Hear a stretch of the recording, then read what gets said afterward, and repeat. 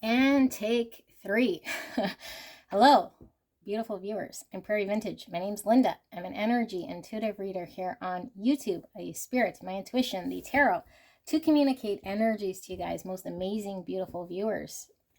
3 times to record this intro because I'm completely out of breath and I have no idea why. So, beautiful angels, we're looking at the connection, the person you came here about, and how is it you're thinking this person is feeling and thinking about you, and what is it that they're actually thinking and feeling about you? Okay, so you might have one understanding, and the truth of how they're feeling and thinking might be completely different. Now, it's coming from their point of view, of course, so it may or may not resonate with an actual truth, but it's their truth nonetheless of how they're thinking and feeling. So this could be triggering if we're not prepared to hear what we're going to hear. And for those of you guys who have been here before, you know that I read the cards as they come out. And so if there is challenges, certainly that is between you and spirit. If you're not prepared to hear this, then this isn't your reading. All right. And I cannot help what you are ready to hear and what you're not ready to hear. Either it resonates or doesn't. If it's triggering, then chances are there's something resonating on a level that you're not prepared to hear. Because if it doesn't resonate, it won't bother you one way or another, and you go check out another pile. Okay, so if we're triggered, it's not Linda's advice. I'm reading the cards, and it is what's coming out here. So I do intend on delivering exactly what I see, and I do send my love to all of you guys. Connections aren't always easy, but it is a blessing nonetheless, because it is the best way for us to grow and learn through challenges and, of course, through experience. So with all that out of the way, beautiful people, 4 options to choose from for today. And I'll be doing kind of a you versus them, your mindset of how you think they feel versus how they actually feel. And you could be on the left or the right-hand side.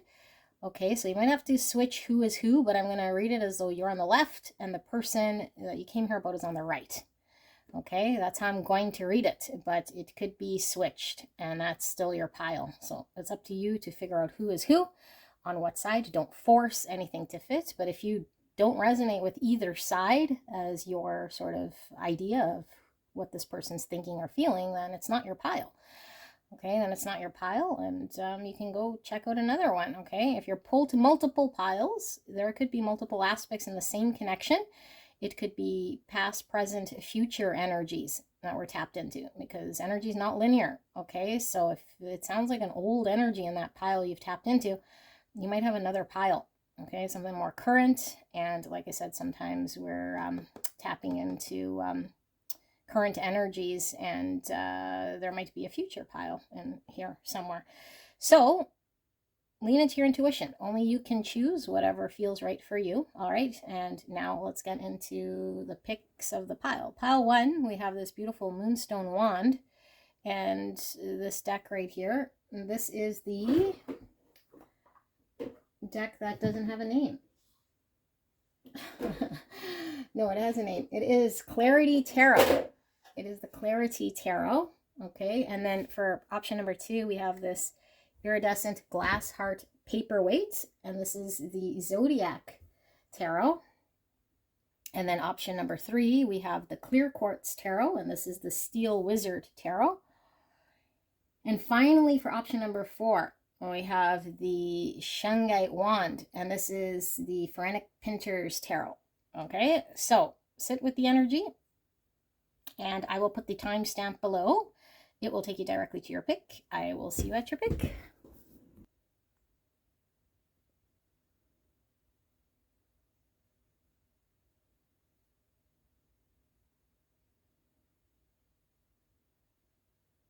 Hello, gorgeous angels. Pile number 1, you guys picked the Moonstone Wand and the Clarity Tarot.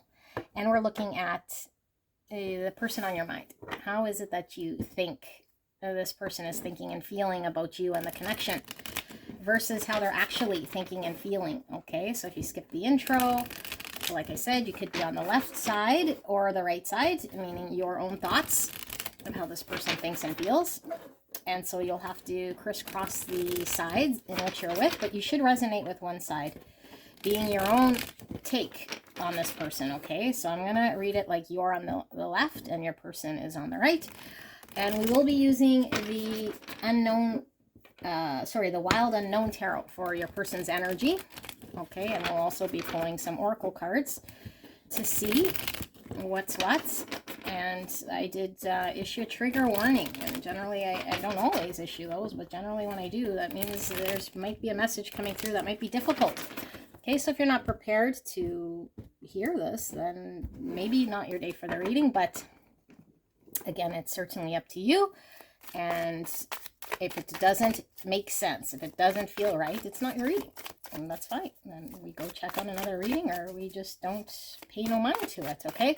So, clear and concise message, Spirit, for beautiful, amazing pile 1 in regards to how do they think the person they came here about is thinking and feeling right here, right now. What does pile 1 think that their person is thinking and feeling about them in this connection right here, right now? What are their thoughts about this person? Please protect me and the viewer as I channel this message for the greatest and highest good of pile 1 and this connection. Thank you so much, Spirit. 7 of Cups revealing itself. And thank you very, very much, pile 1. I recognize you guys have a lot of readers, so I do appreciate you guys coming to see me. I'm so blessed to be doing this reading today. I love you guys very much. And like I mentioned, I know these connections aren't always very easy. All right, so how do we think this person is thinking and feeling about pile 1? What is pile 1 thinking? I'll leave these oracles for the end here. Let's put that right there so don't forget. Okay, so only thing really that's revealed itself, 7 of Cups, which I think is speaking volumes. I feel like you, if this is your energy again, you'll have to determine what side you're on. I think you feel as though this person is keeping you as an option and hasn't chosen you for whatever reason. They might have other things that they're dealing with, but there's a lot of confusion when it comes to where you stand with this person. You know, and so I don't know yet, because we haven't seen whether you think they're intentionally keeping you as an option here but not choosing you for whatever reason, or creating a lot of confusion in this connection so you don't know where they stand with you for whatever reason. But there's a need for them to maybe decide on this connection, or at least you're unclear where you stand with this person. That is maybe the only thing you know for certain, is that things aren't clear. This person hasn't chosen you or made it abundantly, obviously clear to you where you stand, or who you are to this person, or what they want with you, or where is this going, or, you know, like your current state is confusing. And I think for sure the future state could certainly also be confusing here. Okay, so they haven't made things obvious. So let's see.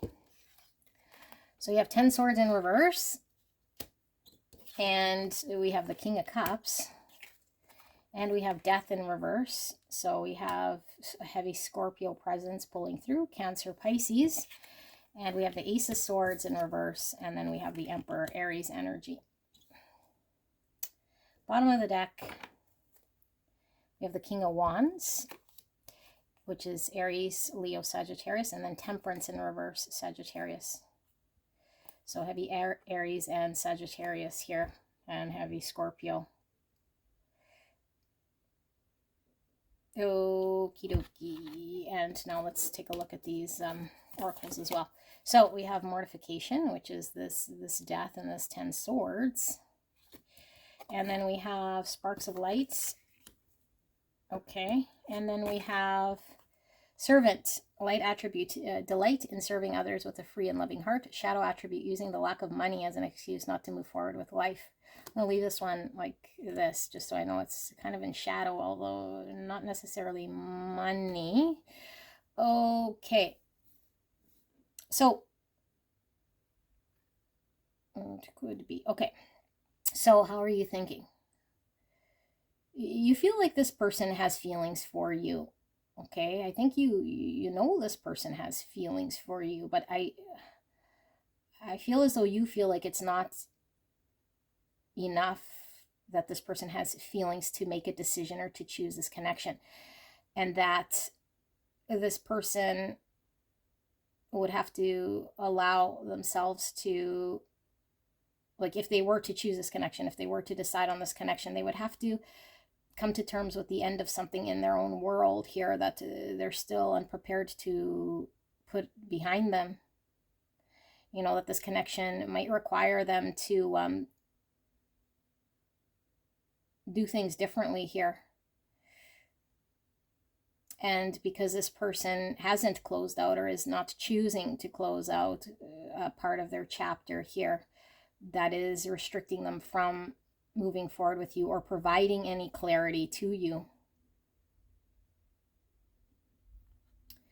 So, yeah, like if this person isn't available to work with you right here, right now, you guys cannot create. And this connection could certainly be coming to an end, or things have come to an end, but there's still a need for closure here, because on one hand, this person might be telling you they love you, or you feel they love you, or you understand that they do. But on the other, what's uncertain is why this person is not willing to or capable of allowing themselves to close out a part of their life, to make a change here, and to move forward in their life. So either this person is there's something about this person having to take charge of their own life, but align themselves with getting themselves in order here in their own world. And so they'd rather just sort of not accept what they have to do and stay in some sort of in denial, rather than face the transformation of what they need to do, and use a sort of circumstance in which they're in to say, this is the reason I cannot. You know, it's like, I don't know, I feel like you feel this person can if they wanted to.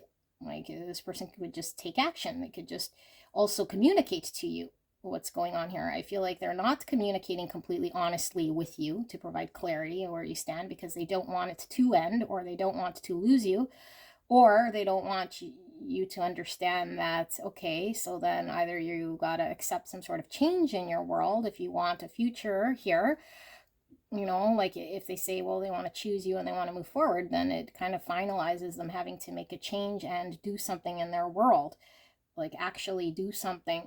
You know, like, I don't know, create something in their world here, or take charge of their own world. And it's like, I feel that there's something they have to come to terms with closing, to allow the transformation in their life to take change, so that they can then step forward and make themselves available, which they're prolonging or delaying, regardless of how they feel about you. And then they're using the reasoning of this thing, or maybe something else, as why it's not the right time, or they can't. But I don't feel like they're saying it outright, because I feel like this person hasn't even been that open with you, like to tell you, I can't move forward here because of this. You know, I feel like they're keeping you sort of in the gray, but it's of an understanding here, like that there's something going on in their world in which they're incapable of choosing you or taking action in this connection. And because of whatever this thing is, you know, that at this time they don't have what it takes right now to do it, because it's circumstances outside of their control, kind of, you know, their set of circumstances. And so they're just like, yeah, so therefore I can't be there for you, or therefore I can't make myself available for you, you know. But I feel like they're giving you some sort of hope here either way. So it could be that this person, because the fact that they're not saying, hey, like, now is not the time, or let's just end this for now and see if things change, or something here. Like, I feel like there is some sort of breadcrumbing, or at least they're giving you hope, you know, but not outwardly telling you, hey, like, there is a future. But at the same time, is not I don't know, like it's this area, you know? So it's like, is there hope for us? Is there hope that you are going to close something out here? That you're going to embrace this change, that you're going to actually, take the step that you need to at some point in time. But you do feel like this person's really sort of into you. Like I feel you feel they have love for you. They must have expressed their emotions. I feel here lots of passion as well. So there is confusion as to if this person is genuine and how they feel and what they want. Why then are they not acknowledging what it is that they need to do here in order to get their life sort of in order? But I feel it goes beyond this connection, and it taps into their world. Like they'd have to do something in their world here that I feel this person is unprepared to do. And when I say unprepared, it's just like they're delaying, or they're not wanting to come to terms with an ending, or they're just not acknowledging that something in their world has to be over. Like they have to sort of embrace and work with the end of something here, but I feel this person isn't, and by them acknowledging this connection, it would sort of nail the coffin, seal the coffin shut. I don't know what the saying is, the final nail in the coffin. That then you'd say, okay, well then you'd have to do this, this, and this. Like acknowledging the truth of this connection would require a truth in their world that they're unprepared to deal with, accept. And so therefore it keeps you in the gray. Okay, so this, how you think this person, again, this is your thoughts, okay? So we have anxiety in the reverse. I'm going to read them as they come out here. I feel like you feel that the anxiety is so heavy here that it is preventing them. Like they're limiting them from, like the anxiety of the thing that they have to let go of, like it's mostly the anxiety and the anticipation of what they have to do is why they're not moving forward. Because it would acknowledge and come to terms with something in their world. And I feel you feel they don't want to face it. They don't want to face it. And frustration. So it's like if they were to put an end to something or close out something, they'd have to deal with the loss of whatever that is. They'd have to deal with the loss. They'd have to deal with whatever comes with that, whatever comes with the transformation, whatever comes with the separation, whatever comes with the change. It's like they don't want to enter that world, so they'd rather avoid.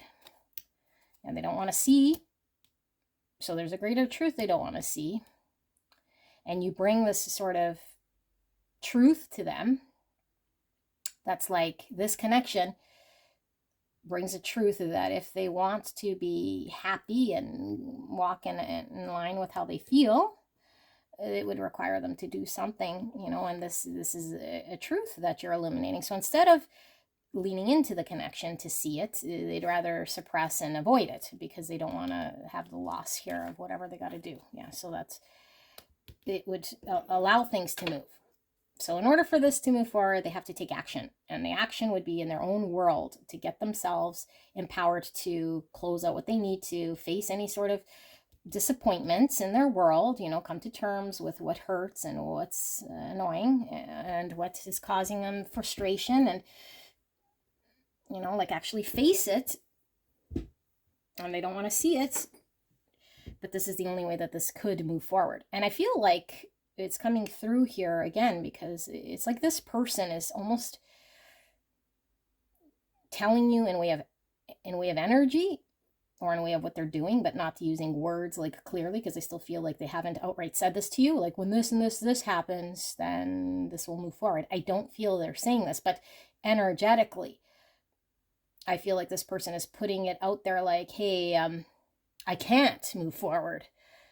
Because there's this thing that I have no control over that's going on in my world that is just there. Like it's there and I got to kind of be there or deal with it. Meanwhile, in your mind, you're saying, well, you don't have to just accept the thing as it is. You can allow the thing to be what it is that you make of it in a way, because you're kind of letting it control you rather than you being the captain of your own world, because you're in denial or not wanting to see or not wanting to acknowledge, not wanting to have the loss, not wanting to face the change, not wanting to do what you need to do in order for us to move forward. So you're choosing to keep me not as a priority here, and keeping the thing alive, the thing that's causing this challenge, you know.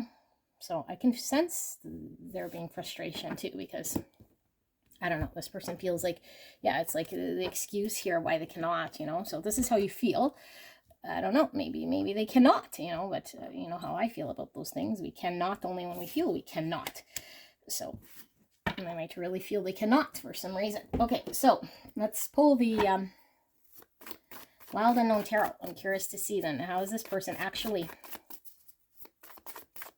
feeling then about pile 1 and this connection? What are their actual feelings and thoughts here, Spirit? Thank you so much for this message for pile 1, for the greatest and highest good of pile 1 and this connection. Thank you so much, Spirit. I do feel I need to shake out the energy. You might want to mute because I'm going to ring a bell here.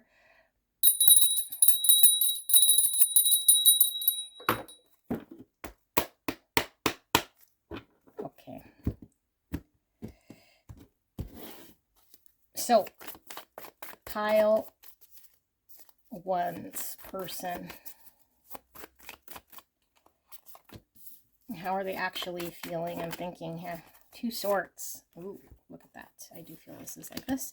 So it's interesting. We had 7 Cups reveal itself only on your side. So far, we only have 2 Swords. And 2 Swords is sort of the 7 Cups. It's like, it's not this nor that. It's like burying our head in the sand, not deciding one way or another, keeping things unclear. Could be the card of indecision or even in denial. I flipped that one on purpose.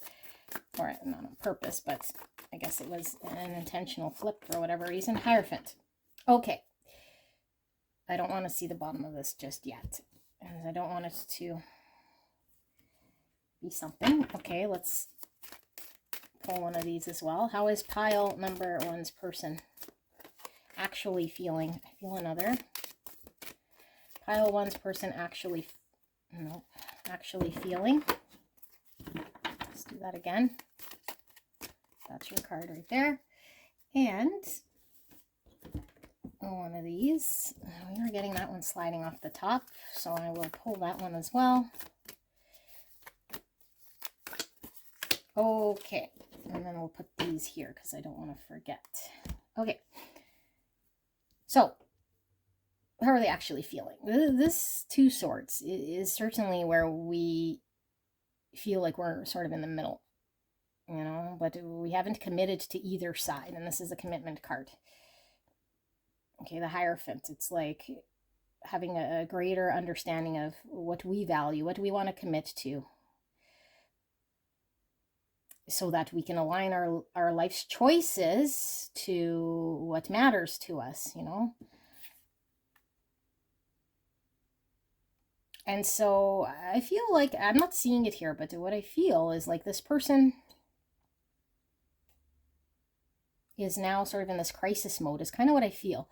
Because a crisis mode here is where life as we know it, okay, the life as we know it might require us to make change, as is normal, you know, with change. We'll see, like, because this is your own sort of take, but it is true that with life comes change, okay? And we have to always sort of be adaptable to life and circumstances, because circumstances aren't always set in stone, you know. And so I feel like this person is being required to make changes that really sort of impact their world here, and what do they want to commit to. But instead of allowing the changes to happen here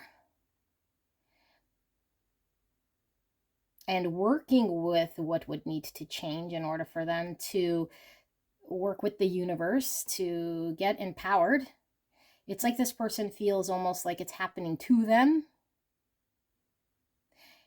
And so it's still kind of happening to them, but I feel like this person, the other sword would be them leaning into then going after this connection, like taking charge of what it is that they want. It's like this passive energy of what is the world or the universe putting here then, like what is being handed to me. It's kind of a very passive energy. Okay, so we have the 3 cups.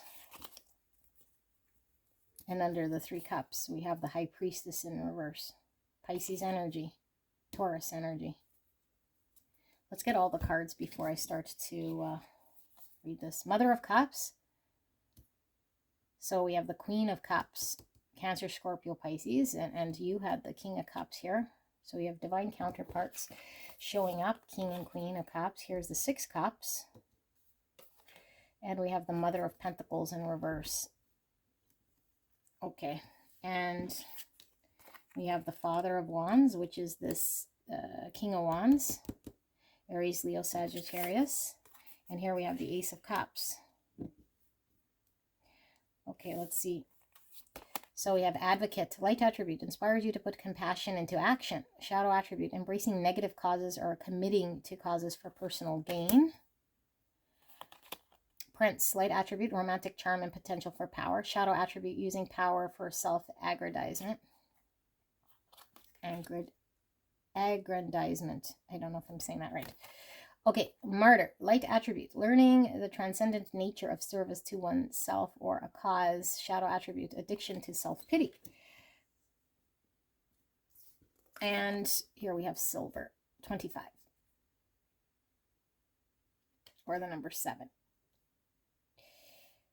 And 7 is all about reflection and understanding. And when we sit 2 swords, we're kind of trying to gain some understanding and reflecting. 7 is also Chariot, which is about movement and integration. And so, yes, this person hasn't made any action in towards your direction here. Because you're right, there's something in their world here that is going on here that I feel this person is still dependent on in some way, but I don't feel as though this person has reflected deep enough to know the real truth as to why they're dependent on this or incapable of embracing something about their position here so that they could make headway. Like I feel like this person feels like kind of in the same way like that you were thinking, like I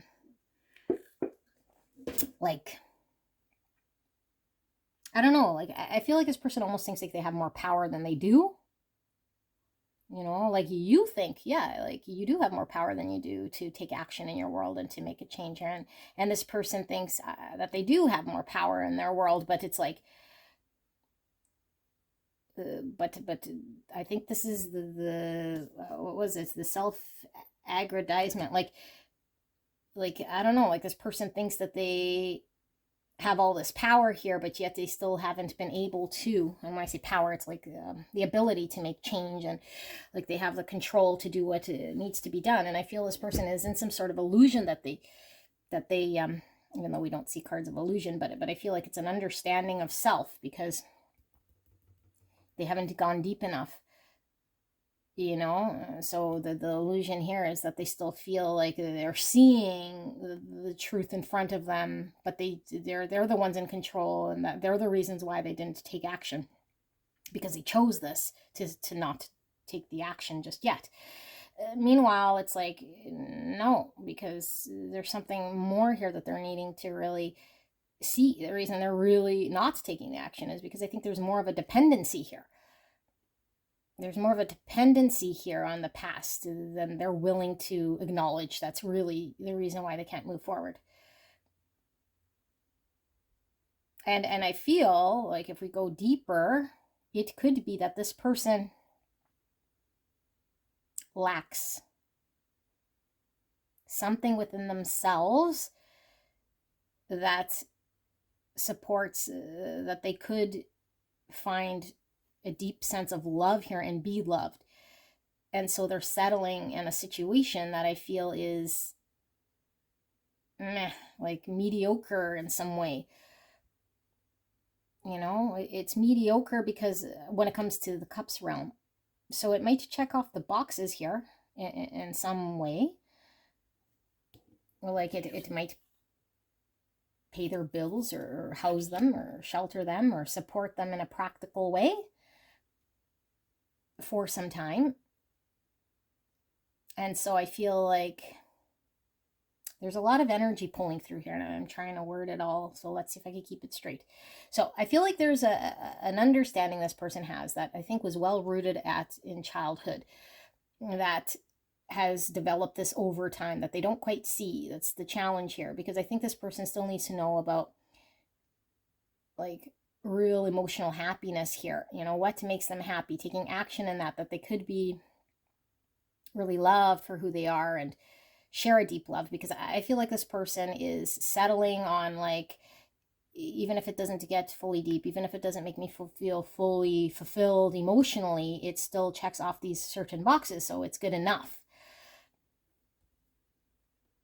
You know, it's good enough, and so therefore I'm making this active choice. Meanwhile, it's like, no, you're making an active choice because you haven't had the time to reflect that there's something that you do deserve, and that there is some sort of block here when it comes to knowing the truth of the depth of what would make you emotionally happy. And I feel this connection mirrors to them, because I feel like your love is showing through here as very deep and compassionate here, that gives this person this reflection of the cup that they've always sort of ignored, or that they were humming and hawing, going on their own life, you know, without this, feeling like it's enough, or that they could commit themselves to this sort of thing. And so now here you come with this, and they see sort of what they were missing out on, but it's still this truth of the past that they're like, well, I was doing fine, or I was capable of moving along here on my own without it, so is it really something that I absolutely need? It's almost like if I give into this thing that I was doing perfectly fine without, it's like I'm sort of I don't know, I feel like this person feels like they're like this martyr's coming through. So they could certainly be in a situation where they're needing to be the provider, you know, or like using that as a thing. Because look at this, using the lack of money as an excuse not to move forward with life. And it's in the reverse. It's almost like I have to be here in the situation where people depend on me and I'm doing the right thing here. And for some of you guys, it could be third party, only if you know that this is what it is. But the energy is still pulling through, even if it's not another person or in a family situation. It's the thing in their world, the thing in their life that I have to be there. I think I read for this energy too in the past, but I'm giving to this thing. Like this thing depends on me, but really they depend on the thing. It's like a codependency here, but they don't understand why they're so dependent on this thing. And their reason to be dependent on this is because then they'd have to give self-love, and oh, that's, you know, it's like it's deeper than this. Like, so I'd rather just say I'm this like person who's providing this stability and this like whatever, whoever is dependent on me, the mother of the child, I don't know, whatever this situation I have going on here depends on me. And so it's like, yeah, I do feel these feelings of love, you know, because I do feel like this person has feelings here, and I don't think that they're denying it, but it's like, despite my feelings, I have this bigger thing going on over here. Not necessarily bigger, I don't know the right words, you know what I mean. It's like this thing that I have, it's like, even though I have feelings for you, it's like I got to do this right thing here, you know, I got to do right by this thing. But it's just like in their mind that they feel they're doing right by this thing, because what's going on in the deeper surface, they're not wanting to acknowledge that there's the pain there, that it keeps them kind of not allowing themselves to completely fully be emotional fulfilled. So it's like just enough. And so here they sit, still not fully understanding, I feel here, you know, like, and in some sort of mindset that they're the ones choosing to do the right thing here, because they see that that's where they kind of have to be. Meanwhile, it's like, well, if they really saw everything truthfully, then they'd know that they're avoiding being completely emotionally fulfilled and having a new beginning in their world here. And this is why they're hanging on to the thing here that they feel is dependent on them. They don't see their own dependency on this thing, and I feel this thing is well established. It could be something since childhood, like this is family, or friends, like a structure that's built here. This is also soulmate energy. So they could be in a connection with a soulmate, or a sibling, or a parent, or a partner, or I don't know, like maybe they had a job for a very, very long time. Like it's something in their world that's very familiar to them, keeps them sort of in this energy that they feel that they're the ones providing in that thing more than it is that they're, no, and so,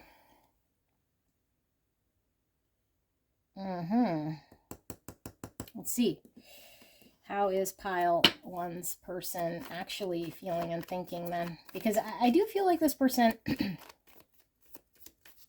does like understand how much love you have and that you've given to this person. But the more they feel that love that you give them that's missing from their world, it highlights, it illuminates something they don't want to see. Because this is something they have to come to terms with. Like have to, and I say have to because, we're always growing to the, when we ascend, we're always growing to the best version of self that we can. And this would require us understanding our self-worth and knowing that we're worthy of love to fill our cup and to be able to share. This is more of a settling energy I'm feeling here in their world, and they might have been settling for quite some time. Like I'm fine here in this situation because it's been providing in the pentacle realm, but it's like at the expense of what? At the expense of feeling unloved, or just enough love. Like it's not a romantic, deep love here that fills one's cup. It's a I have enough people around me. Okay, well, people around you is one thing, friends around you is another thing. Like a soulmate that's like a roommate is a one thing, but what about deep connection? What about it? It's like this person fears this thing that they don't want to acknowledge here, that this connection illuminates to them. Disruption, yeah, it's like it disrupts their world. That's Tower energy. It's like I'd have to come to terms with my own dependency here, and right now it's enough. It's like settling on this thing. Surrender. They'd have to. So you're right, like the transformation, the inevitable shifting would require them to just surrender their existing state here. And they haven't chosen this. They haven't chosen to sort of surrender, although like I do feel it's happening in their world because it's coming to a natural end here, I feel. And so it's like sitting in the rubble, sitting in this. Why am I having such a hard time with words today? Sitting in the crumbling of the real of their world. Their world's crumbling here. The tower's falling. And I feel like we can't always hold up the tower. And I feel like this person for a long time has been holding up a tower, and now it's falling bit by bit by bit here. And so there is a need to surrender. But instead of fully surrendering, which would allow us to take action in the new direction and have a new beginning, it's like we sit there in the like feeling like we deserve to get hit with the rubbish that's falling on us. Like this person is sitting in the dismantling of their world here, which is more painful, I feel here. So but I don't know, like do they feel like this makes them high and mighty that they're sitting in this, like to the thick and thin, like I don't know. They're sitting there with the rubble here. That's frustrating. So sweetness in reverse. Yeah, like I'm not deserving for whatever reason of that's the sweet part that comes with love, like this is giving me Ace Cups, like not allowing themselves to experience past what they've experienced here emotionally and the situation they're in, which I feel is very not deep, you know, not emotionally giving them what they can experience here, which is full connection, like deep connection between two people with the two cups. Or sadness, yeah. I'm gonna sit here in the rubble, you know, but there's this like, okay, it's sad, it's falling apart, and but look at me, you know, look at me sitting here with the rebel and this high mighty energy. Like this person has this like idea, which might have stemmed from birth or whatever, I don't know, childhood, that to do the right thing would be to sort of go down martyring yourself and committing yourself to situations, even if they're unhappy, to the nth degree here, because that shows your strength or your commitment or your ability to prove who you are. Like there's no need to prove this to anyone. Like they're proving it to self, you know, and meanwhile the cup is dry and they're sad, and it's like, okay, well, you don't need to be sad, you don't need to have a dry cup, you're not proving anything to anyone, like you're just sort of sitting here in a situation. So how do they feel? They feel kind of like they have to do this. That's how they feel. And they feel like the thing that is dissembling, what's the word? Why can't I think of it? The tower that's falling. They see it. They understand the concept of that change happens. I don't feel that this person is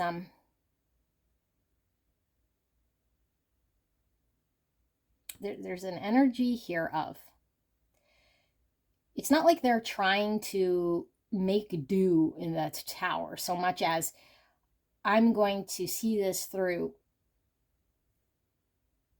all the way because of a commitment I made to that thing, you know, but it's stemming from deeper within them than it is really that thing. Because I don't think this person's like, oh my God, like this thing is I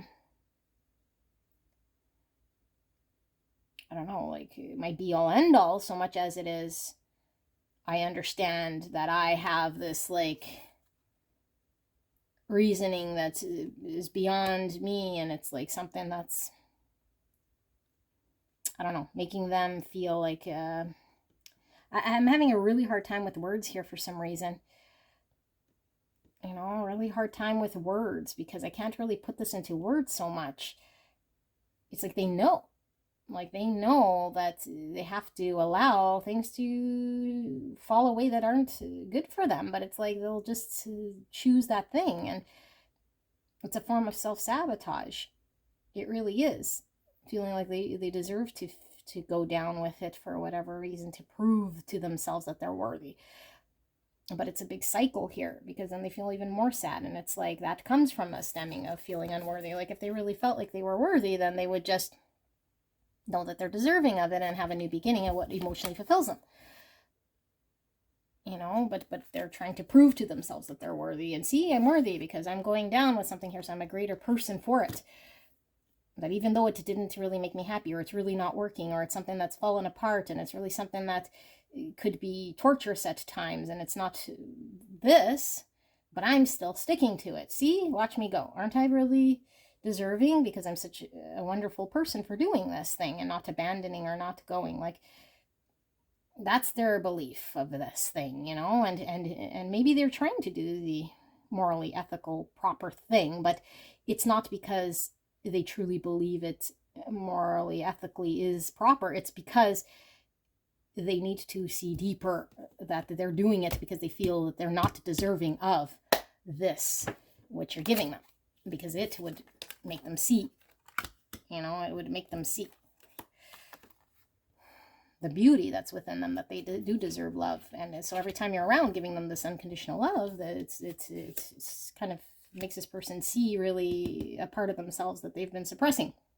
And so they'd have to come to terms with it. Like, why have I been suppressing this? Why do I feel like I'm unworthy? Because I feel like this person still has this ego about them, you know? Like, I could if I wanted to. Like, I'm in control. Like, I have the ability to. And so I'm making this active choice to. Like, they still feel like they're in control, you know? But meanwhile, they're not in control. The hurt is in control. That's what's running the show.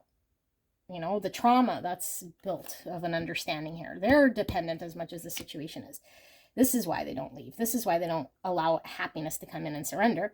This is why they feel they need to get hit over the head with all the falling debris. But they don't want to say that. They're just saying, I'm making this active choice because look at me. Okay? So this is what I have. Pile number 1. This was an interesting one, eh? I don't know. Let me know in the comments if this resonated for you guys. I love you guys very much.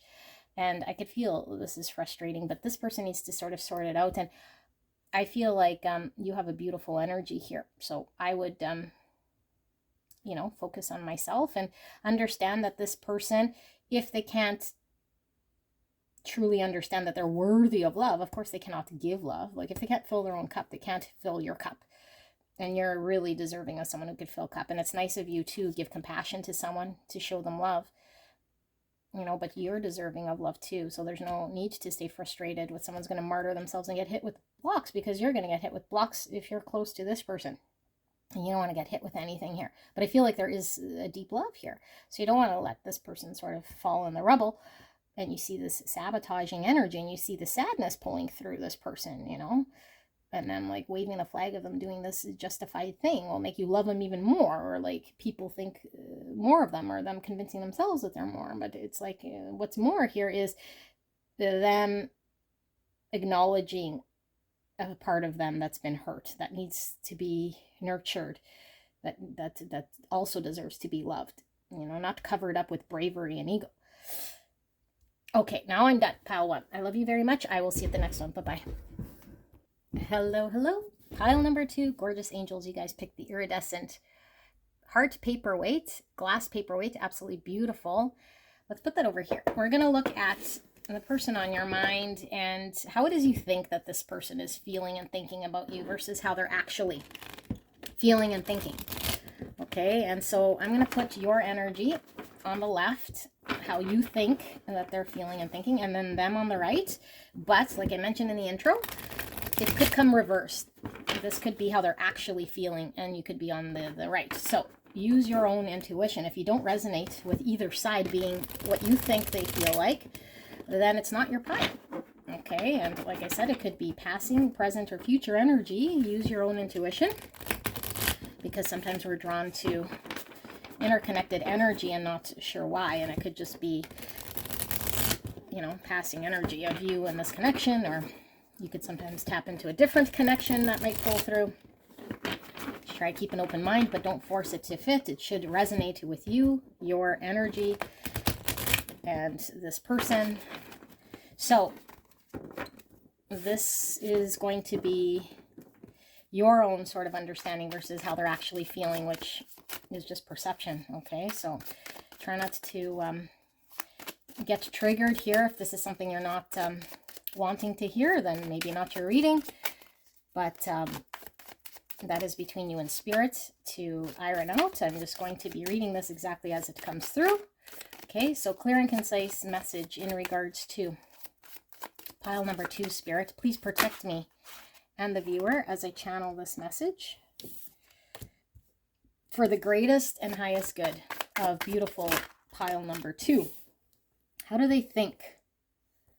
Pile 2, this person is feeling and thinking about them at this time.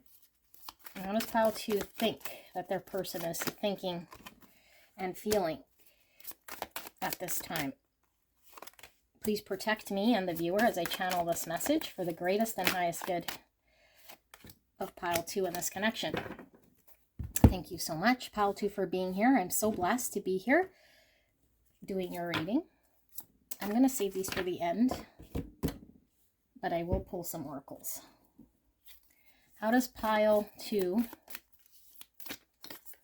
I feel one more, think their person is feeling and thinking about them and this connection at this time, Spirit. Okay. We'll be using the Rider-Waite Tarot for your person. And this is my very first tarot deck ever, and I've had these forever. So I'm excited to use them. Okay, so let's see what we see. We have 9 Wands. I don't read bottom of the deck reverse. Under the 9 of Wands, we have the Knight of Wands. We have the 4 of Cups, clarified by the King of Wands, Aries, Leo, Sagittarius. Ace of Swords in reverse, 10 Cups. We have the Queen of Cups, Cancer, Scorpio, Pisces, clarified by the Wheel of Fortune in reverse. Here we have the Devil and the Temperance. So I'm going to Sagittarius, Capricorn energy. Okay, and then we have the Page of Swords. And we have the 7 Swords, clarified by the Temperance in reverse, which we were feeling from this energy. Sagittarius. Okay, and now with the oracles, we have the Lead, 20. And we have Calcification. This is 64. Sorry, I feel I need to see, but I need to see.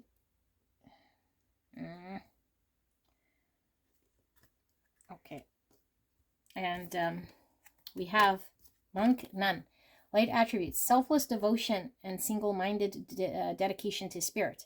Shadow attributes, negative judgment of the physical world, excessive piety. Okay, let me see. Okay, it looks okay. All right, so how do you think this person is thinking and feeling? This could be your person if you're flipped, okay? But use your own discernment here.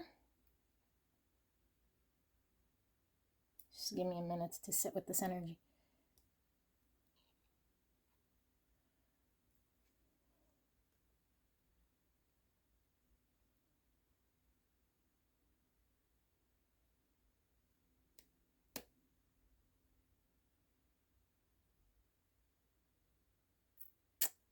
Maybe this will get more clear as I start to channel, but there's some big gap I feel here.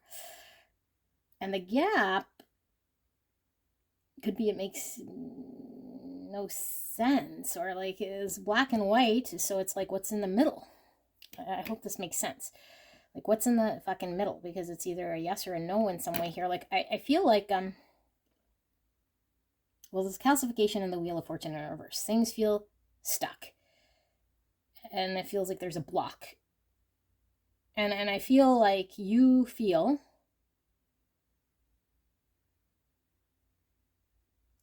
like this person is actively blocking this connection.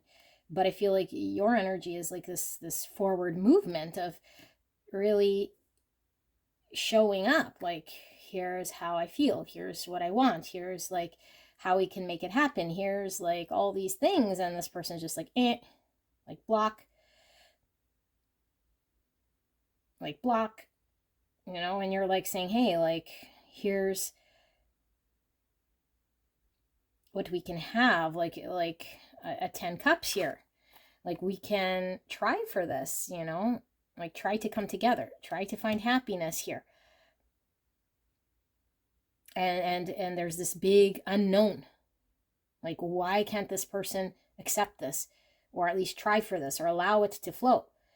They're just not, you know, like they're just not. It's like they chose not to, and therefore that's the answer, and so therefore it's stuck. I don't know that there's any history here. Like what I feel in this pile, and this feels like new energy as to this channel, it's almost like we see someone we might want to try for, and then we try, and this person is just guarded and blocked and rejects us and says no. And we're like, okay, like, why not? Like, it could be something better. It could be something here. Like, we haven't even tried. Like, you're not even allowing me to come in here, and this person is just like, no. And then I'm even going to tell you why not. Like, okay, so I don't know, like, have you, and I feel though that you might have been trying to warm up this person, like, I feel like you've come from a couple of angles, is kind of how I feel, but I still feel it's early on.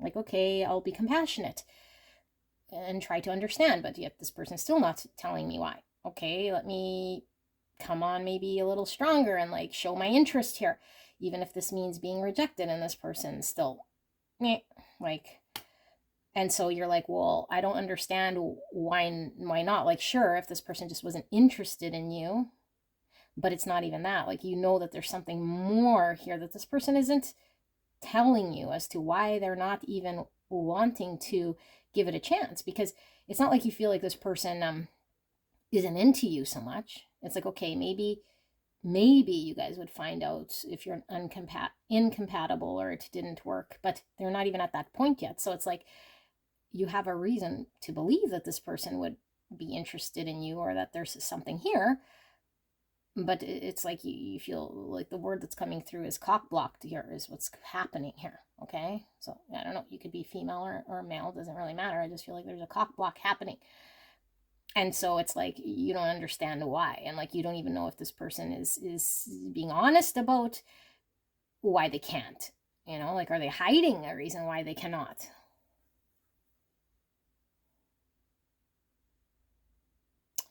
Not quite sure what this monk nun here is doing here, but I feel like you almost feel like they are choosing the no for a reason that they're not telling you why, and they're committed to this no, or this thing that's has more a hold of them than them being open to a happy future. And so it makes no sense. It's almost like a conundrum here, because it's like, who in their right mind wouldn't? And I get it, some people don't want a relationship, but it's like, then this person would just be honest or open or communicate something here. But it's like this person isn't even letting you understand what is it about a relationship, or what is it about coming together that's not doing it for them, or that they don't want to, or that they cannot. So it's like, I don't know. And maybe what's coming through here is like you see this person as someone who hasn't even been in connection, like with this monk nun. Like they're just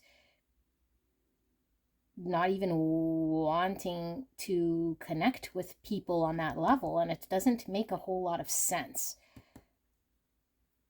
and it's not that everyone needs to be in a relationship so much, but it's like this person is isolating themselves to committing themselves to like, no relationship for me, please. Like, okay, good, why? Like, what's happened? Like, I don't understand. Like, I don't understand. And so it sits here stuck, this person not communicating, not allowing you to understand, or you wanting to know more, getting to get clear, and this person is just sort of keeping it a mystery, their reasoning. Like, I'm sure they're not a monk or a nun, or like, but you wouldn't know because they don't tell you. Like, are they committing themselves to celibacy for whatever reason here? Like, why? Like, what is it? Like, you don't want to just be rejected and that's it, because I feel like you feel like, like this person could be attracted to you, or there could be something more. Like, the chemistry certainly could be there with all these wands, and the cups here too. 5 swords.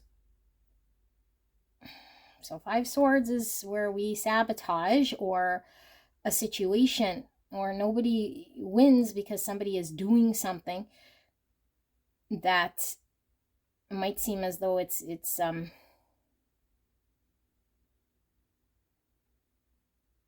and maybe not even in their best interest, but they're sort of doing it, and it causes destruction to themselves and to you and to the situation. Like, it just seems like there's a choice this person is making that this might not even sit well with them.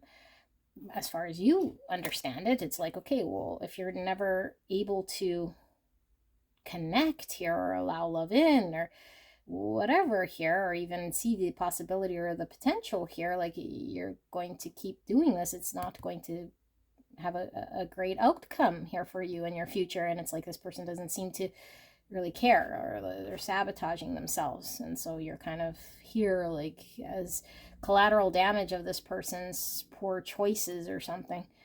3 of Wands, and not move forward. Like they're just sort of not wanting anything more. It's very black and white, and the gap, I think you don't know. You know, all you know is it's stuck. All you know is this person says no. Or maybe it is not even telling you the no, but not even available. Like there's a big gap here. So I'm going to pull some oracles and see. And then I'm really, really curious to see like what's this person's actually feeling here. So let's see. How does pile 1 think that their person in this connection is feeling or thinking here? I think you want to know. I mean, that's the thing. Like, I think you want to know. Like,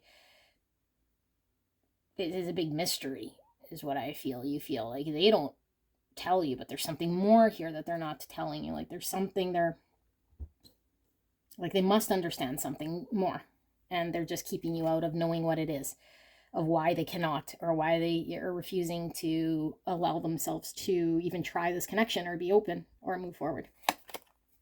Determination. So I was feeling that from this King of Wands and this Knight of Wands and this Queen of Cups. Like, I feel this is you making yourself like abundantly clear to this person. Like, hey, like, I want to pursue you. Like, I'm committed to you. Like, you know, I could commit to this connection. Like, I feel you're determined to make something here, and this person is just an obstacle, or putting the obstacle in front of you of no, but we don't know why. So that's what I feel, you know. And it also feels like this person has some other thing and you're not sure what it is. Like, their determination to stop or not move forward, it seems bigger.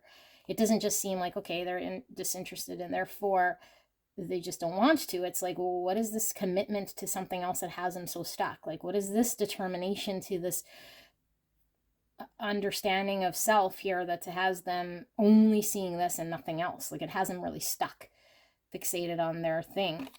Love in reverse. Yeah, like blocking out any love in their world, you know, blocking out any 10 of Cups. Like, why would we, you know, like, at least we'd need a reasoning why we'd be blocking out 10 Cups, but it's just like, yeah, no thank you. Passion there with the Wands, you know, Knight of Wands, King of Wands, 9 Wands, you know, even the Queen of Cups. Like, there is this passion here. So if there's passion here, why are we blocking the potential for it turning into love or something more? So it could be that this person wants to keep things where they're at and not progress, you know, and it turn into love. But you feel the passion here, and you're not understanding why the block. Like, why just keep it here? Because, like I said, I don't think you're crazy, like, you know, crazy, but I feel like, okay, you're showing that this person, like, I don't know, maybe you're flirting with this person, maybe you're like, I don't know, like, you're really sort of, they know that you're available or that you have an offering here. I feel you've done it here, but this person is not taking it, you know, and maybe they're just keeping it sort of there. But what? Anxiety. So it's like this person has some reservation and some reason why that's greater, that keeps them incapable of moving forward with this connection. And so you might witness this person in a lot of sort of anxiety, even in your presence, I feel here, you know, like of it moving out of a state of maybe just passion into something more, you know, because I don't feel like this person is shut you out and moved away and is now not in your world and just no and gone. But I feel like the no here is like you hit that space, so it's like they're still around. So it's like, okay, like I feel the passion, they're here, they wouldn't be here if they weren't interested, sort of thing. But then why is it stuck here? Like, why can't we find out if this is love? Like, why can't we find out if there's like an ability to come together here? Because there's a lot of feeling of intensity here. Like, and I feel you're determined to find out or to make something of it, but there's this like, I don't know, like maybe this person starts to seem anxious when it gets there, or they just sort of, I don't know. I also feel like you have a little bit of an anxiousness here, because when you hit that wall with them, it's like, well, then, well, like, what is it that this person's hiding? Like, what is it that I don't know that they're not wanting to share with me? So can I even trust this person? Like, I'd feel reservations too, because if somebody isn't being completely forthright or understanding or communicating or clear about their why nots, we start to doubt, and maybe it's starting to doubt yourself, and you don't want to develop self-confidence issues here. But I feel like things are really stuck, and I feel like maybe there does seem like you were trying to warm up this person, and maybe for some time. Like, I did feel it was sort of new, but I feel it's new because nothing's established here yet. It hasn't really grounded in this connection, but I feel like you've been warming them up, or you had a light here to this thing. Like, you've been maybe around this person, committing, showing up, like telling them, like, for some time now, like holding this cup out, holding this cup out, holding this cup out, making them feel comfortable, or sharing compassion or understanding, and like, yes, I'm interested, flirting back. And it's like, but here's the wall, here's the stuckness, here's us not moving forward, and here's your defensiveness, and here's your, creating 5 swords for whatever reason you don't want to tell me.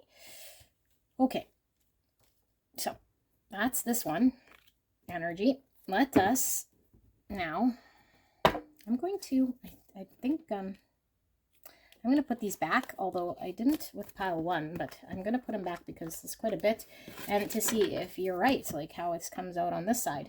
So let's, first of all, not to make this look like a pigsty,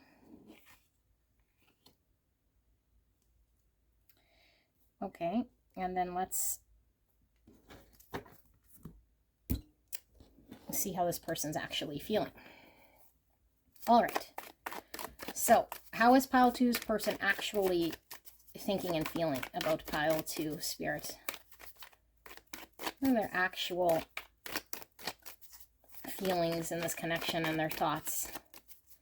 Pile 2's person's actual feelings and thoughts in this connection. Clear and concise message for the greatest and highest good of this connection and of pile 2. Please protect me and the viewer as I channel this message. We're so blessed, Spirit. Thank you so much for this message and for allowing me to channel this message for pile 2. Okay, I will pull some oracles. I'll leave that for kind of the end. What are they actually feeling?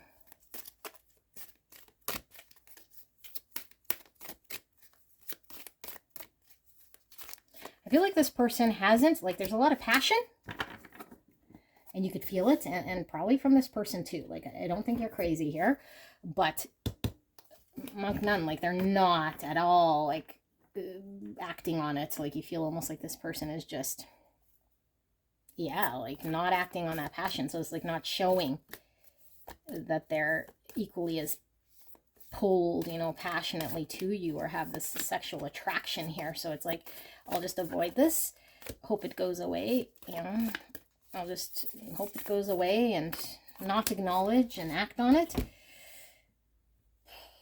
Just frustrating. Okay, so we have, 8 Pentacles. You might work with this person, you guys. I think I've read this energy.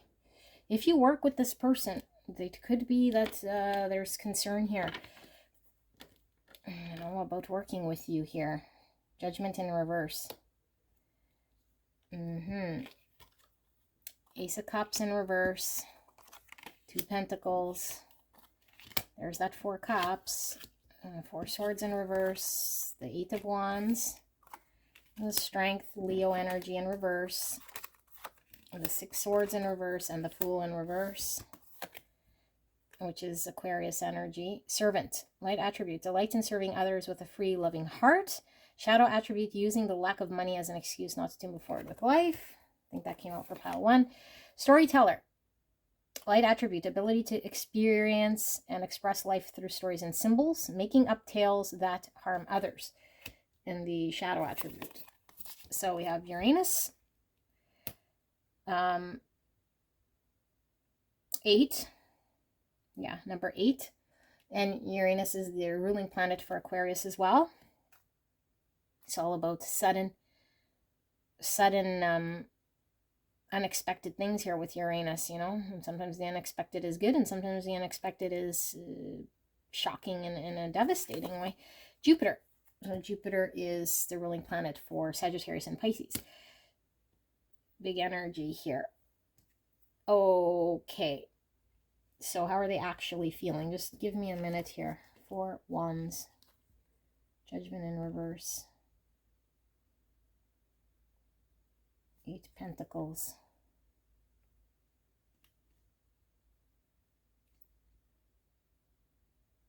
Okay. There's still a question mark here, which might become clearer as I read. But yeah, this person is not pursuing an emotional beginning here for themselves with you. And they see that they see your cup. I feel they see the cup. They know the cup is there. They know they could move forward with it. And I think this person is going back and forth. I don't think they fully outright don't want it, you know, but I feel like the other thing that has them sort of held back here is there is some fear potentially of being judged, and so they're holding themselves back. I feel like there's a lot of passion, so they do feel the passion here, and it's taking a lot to hold themselves back. But I feel like there's an environment, and I feel it's a work environment for a lot of you guys, okay? But if this doesn't resonate as work, you guys could be around the same groups of people here. And so there's this, I don't know, like, and I don't know why they wouldn't want to be judged. It's not like this person sees you as someone, you know, obviously if it's work, then that would kind of make sense. Like they don't want to sort of mix maybe work with personal, or maybe there's work policy, or maybe if you're their boss, or there's like a level of authority happening here, which could be the case. Okay, then that kind of makes sense. But if I don't feel like for all of you guys it's work based. It's like this person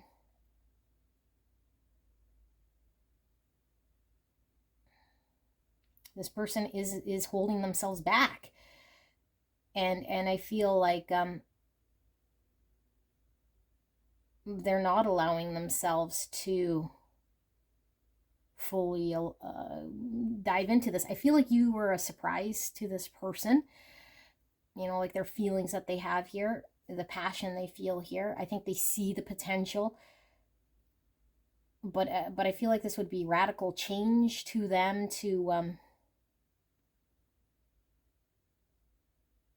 embrace this connection and do what they're supposed to, you know, like maybe they're you caught them off guard, like they're unprepared to change their world in a way here that might have them a little bit scared to move towards. Like it's almost like a too good to be true, so therefore it can't be true, you know. And it's like I want to understand, and I don't understand yet if what I'm seeing here is too good to be true. So if I just all of a sudden act on this thing, then I feel kind of foolish and stupid, you know, if I start putting in energy, effort here into something I don't fully understand yet. So I feel like it's just new. Like I feel like this person might really want to know for sure that this isn't just you appearing too good to be true or something on the outside, and then all of a sudden they jump on that bandwagon or have a new beginning and then it doesn't work, you know, or that they come out or they do something here, and then if you guys are in a shared community, however it might be, you know, the same groups of people working the same thing, and then it doesn't work. And this is where I think this person has this thing. It's like they're telling themselves how this might go, you know, and how it might go, which could be true, that it won't work. And then what? And then they're painting this big like story of what would happen if it doesn't work.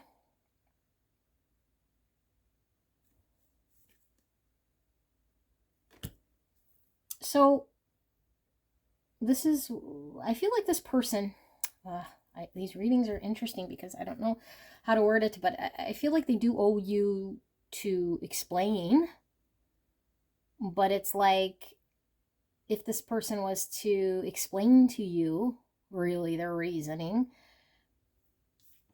You know, it's like it wouldn't really be a reason to be held back. So they would rather it seem like there's something else here that's holding them back. That would make more sense, or a justifiable reason for you to say, oh, okay, like they have their reasoning, you know, even though they never gave you a reason. But it's like whatever reason you think in your mind is probably going to be better than the reason they're going to give you, which is, what if it doesn't work? Like, what if it doesn't work and then all of a sudden we have to be around the same sort of community? What if I put forward the energy here because I feel like it's something that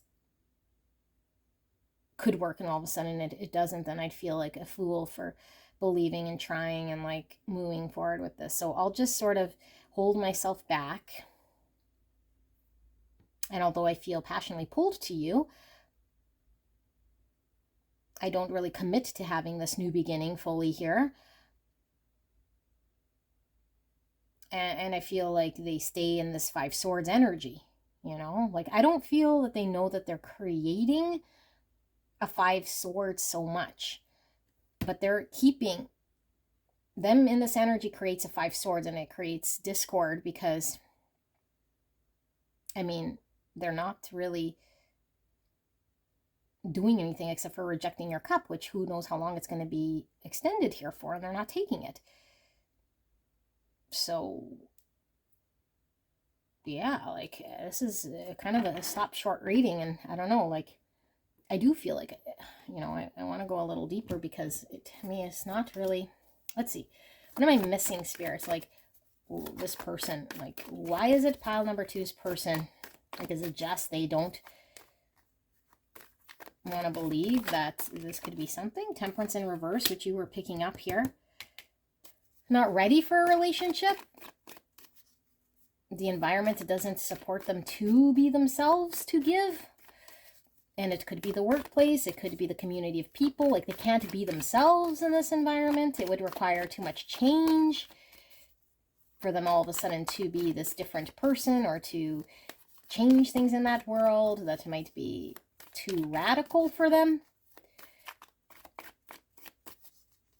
But I do feel like they feel this is a blessing. Let's see. Why is pile two's person feel this way? Like, what is it that they're rejecting this opportunity? Can we get a deeper look? What does pile two need to know about this?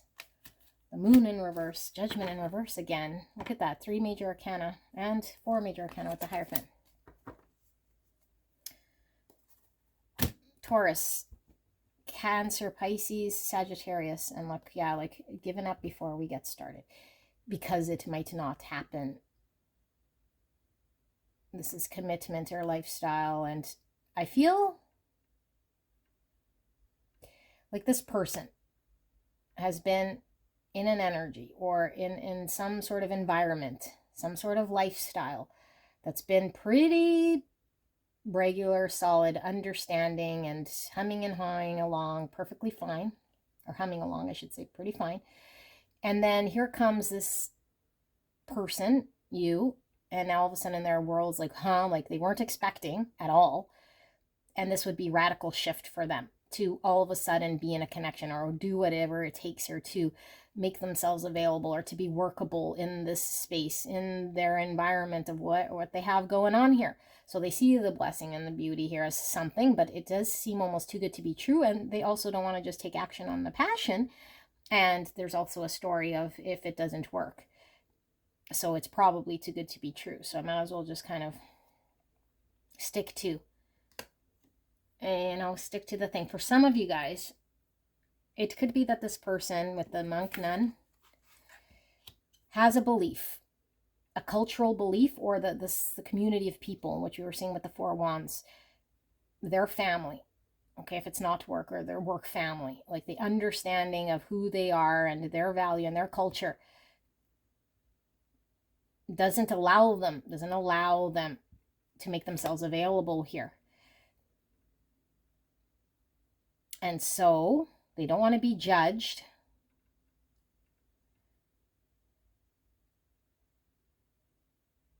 And although I feel like this person is pulled and sees the blessing and sees what's here. I feel like they don't feel like they could show up here in workable energy and be visible and seen, because it would be too extreme for the environment in which they're in.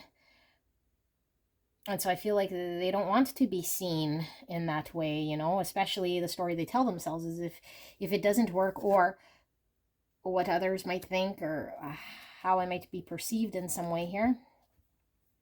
King of Cups in reverse. So it's like a suppression of her feelings, making themselves emotionally unavailable to not let it get to love, you know. Yeah, I feel for you guys, because I feel like you're not going crazy, but I do feel this person is choosing the story that they tell themselves, you know, and it could be the story of integrated tradition belief, or the story of their what they see in front of them, their world, their workplace, their family, their friends, their community, their thing. And then they believe that that grouping of people would pass judgment or wouldn't allow for it, or because they believe the same thing here, it prevents them from being workable or coming here, and there'd be too much of a shift and a change here in their world right now. I mean, this doesn't mean that it'll be like this forever,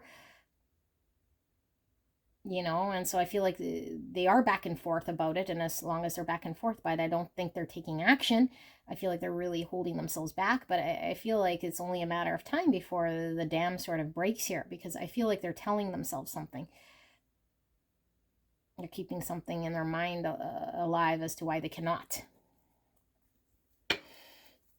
Okay, let's pull some oracles and see. For pile number 2, Spirit, how are they actually feeling then? What are their actual feelings and thoughts here in this connection?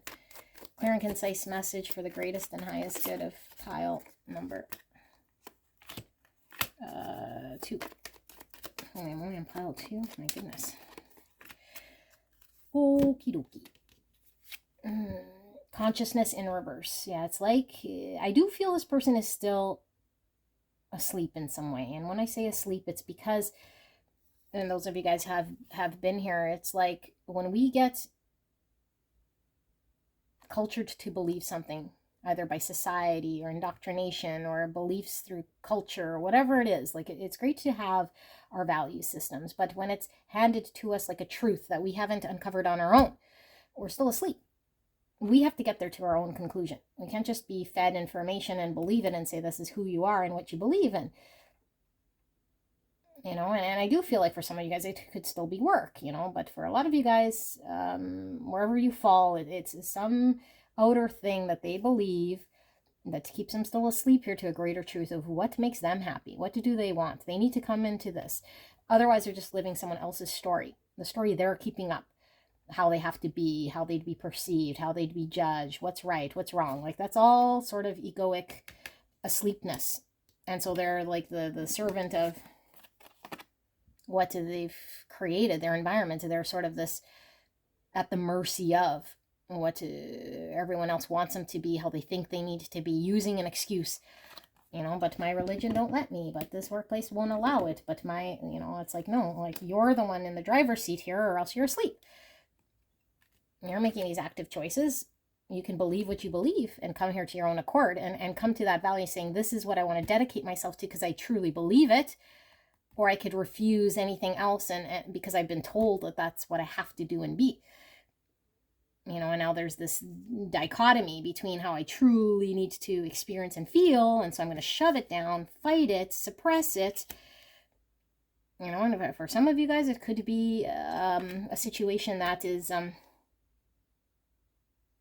age, you know, like I'm not endorsing any sort of big gap in age, but it could be, you know, or it could be 2 different cultures, or it could be same sex. So there's something unorthodox here, okay? But it's like we don't all have to be giving into breaking our belief system, but we should come there to our own accord. And so as long as we're asleep, we try upkeeping the balls in the air to keep everyone else's thing alive so that we're towing the line. Meanwhile, we're suppressing something within us that needs to be examined on our own. And we need to trust that we'd find out what this is. And they're not doing this. Cleanse in reverse. The need for there to be the shedding of the ego. The beliefs need to fall away. They need to be examined. The cleansing is us coming to some pure awareness here. Reflection. So you're holding up that mirror that they don't want to see so much. You know, they don't want to see so much. But I feel like this person has to go in deeper to see themselves in order to become awake of what decisions they're making here. Because I feel like this person is towing the line when it comes to their outside world has to sort of mirror to everyone that they're in that energy. Like, but excuse me, I feel like that energy isn't in line with the truth of who they are anyway. But it's like, I got to appear this way.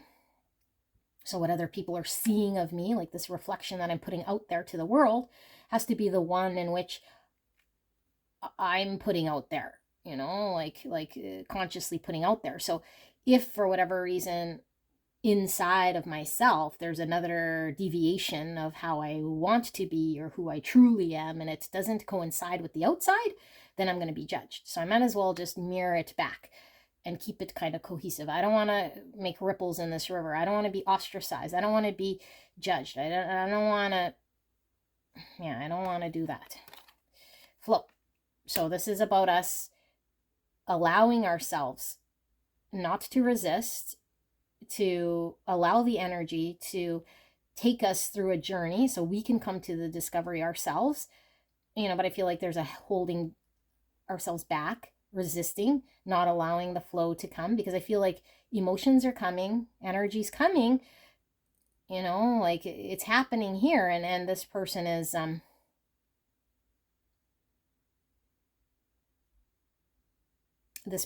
just not letting themselves flow with it. So I don't know, I'm gonna read this flow too, because let's see, why is flow here? What's flow giving here?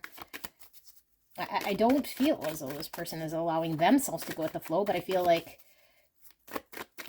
I don't know, like this is why they're just letting you sort of come around and be giving them, because I feel like you're giving them something here. 3 Pentacles. What's the work card again? This is work, coming together, creating something here. So why Spirit, what's with this 3 Pentacles? Coming together, collaborating, creating something like they want to, or why are we seeing flow here? Ace of Swords in reverse and the 8 Swords. Pentacles, Knight of Pentacles. Okay. So this person's telling stories about a belief system structure in their world that seems legitimate to them. Okay?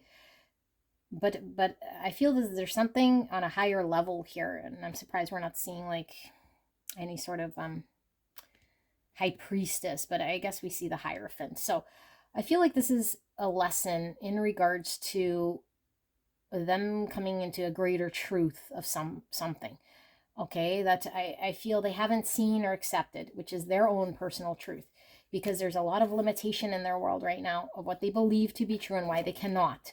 And so I feel like the universe, by handing them this situation to mirror back to them, to wake them up so that they can create something and allow themselves to flow, and they're resisting. But I feel for a lot of you guys, this isn't over. Okay, it's going to be frustrating here for you. And I feel like whatever you want to do is your choice. Okay, but like I always say in my readings, I feel I'm reading for soul connections. Something greater, deeper is going on here than just you rejected me and now I move on and now it's great. Like we want to know because there's something deep here. There's something very deep happening here. Okay, and so I feel like this deep lesson is to wake this person up. That things are still moving and it's going to be slow as fuck. And it has been. But I feel you're supposed to create something, and so is this person. And I feel it's together. I feel like there's 2 souls coming together. I feel like the energy needs to flow, and this person is very held back, but it's releasing constructs, beliefs, releasing stories to self, sheddings of egos, not giving a shit what anyone else is going to think of me, coming into greater truth and awareness, having an awakening, being awake, cleansing the soul to the greater truth, because this person is put on earth to create something beautiful, and it could be a family, could be a child, could be whatever they need to create here. But the only way we can create something to our capacity is to be in our most authentic self, and to allow energy to flow, not suppress, not tell stories, not live someone else's life, not keep something alive. And so this connection is moving slowly. This person will make headway here, but I feel like, you know, like, how much are you willing to involve yourself with this person is something else. But this is why this is sort of happening here, okay? But I don't think this person sees it. I think this person's still held away. I think this person's still fighting their intense, because there's intensity, like a lot of intensity with the 9 wands here, the King of Wands and all the wands, and this strength is really like sexually attracted here. But we fight it, and we suppress it, and we make up all reasons why we cannot. Okay, but I feel like this is to wake this person up and really ask themselves and look at themselves and make the changes here, you know, go within, that they haven't really plunged the depths here of their subconscious, so that they could be in an energy here that is authentically them. Then they can make the decision whether they want to or not. But I feel like they're not wanting to see a greater truth nor act on a greater truth, and so they're keeping up some sort of thing that I feel they're going to break themselves out of. I feel maybe they already are seeing this, is actually what I feel. Okay, but now we're kind of, like, this means a whole series of things is going to have to happen, you know, like, let's just say, for example, if this is the same sex, it's like, now we have to sort of come out, you know, like, for some of you guys are now, like, at work, like, I don't know, my greatest fear, you know, I might be ostracized here, like, there's this acceptance that things get flipped in a different way here, that isn't just towing the line, and now my of who I am is now out there in the world, you know. So anyway, this is what I'm reading for you guys, pile number 2. Let me know in the comments, all right? Sorry, it's a jumbled mess. I hope this resonated for you guys. I love you so much, and I'll see you at the next one. Bye-bye. Hello, beautiful pile number 4. You guys picked the clear quartz crystal, absolutely beautiful, and the steel wizard tarot, and we're looking at the person on your mind, this connection, and how you think that this person is feeling and thinking versus what are they actually thinking and feeling about you in this connection. Okay, we'll be using the Healing Light Tarot for your person's energy, and like I said, the Steel Wizard for yours. Although sometimes energies could be crisscrossed, meaning I'm going to say that this is your energy of how you think they feel, and this is actually how they actually feel. Okay, so you're going to have to crisscross which side you're on, and that's the only thing you need to do. Okay, you don't have to force messages. If it's confusing, you don't understand it, you don't like the advice, then that's not going to be your pile, or you don't got to take it, or it doesn't have to resonate for you. This is a general reading, and as I always mention, I'm just reading cards. I'm not giving any advice. I have no idea what's going on with your situation at all. I'm just reading the energy as I see it, as it flows through, and as I channel. All right, so we're going to look at how you think this person is feeling and thinking right here, right now in this connection about you. And we'll ask Spirit for a clear and concise message for the greatest and highest good of pile number 3. How do they think their person is thinking and feeling about them? Clear and concise message for the greatest and highest good. Please protect me and the viewer as I channel this message. Thank you so much, Spirit. All right, we'll also pull some oracles as well. So we have the Ace of Cups in reverse.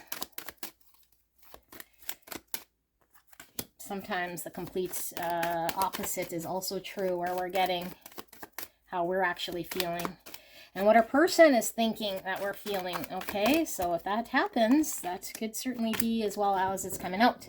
So don't force anything to fit. Just be open. If it resonates, it resonates. If it doesn't, it doesn't. Okay, so the only thing we're seeing so far is this Ace of Cups in reverse, and to me this is what's sort of out in the open, or what we're conscious of. So Ace of Wands, or Ace of Wands, did I keep saying that? Ace of Cups is about self-love, emotional new beginning, being able to allow ourselves to be loved and to give love and to make ourselves emotionally available, to know our self-worth. But in the reverse, it could be a block. It could be a block here. So how is pile 1 thinking that their person is feeling and thinking about them in this connection right now? Okay, so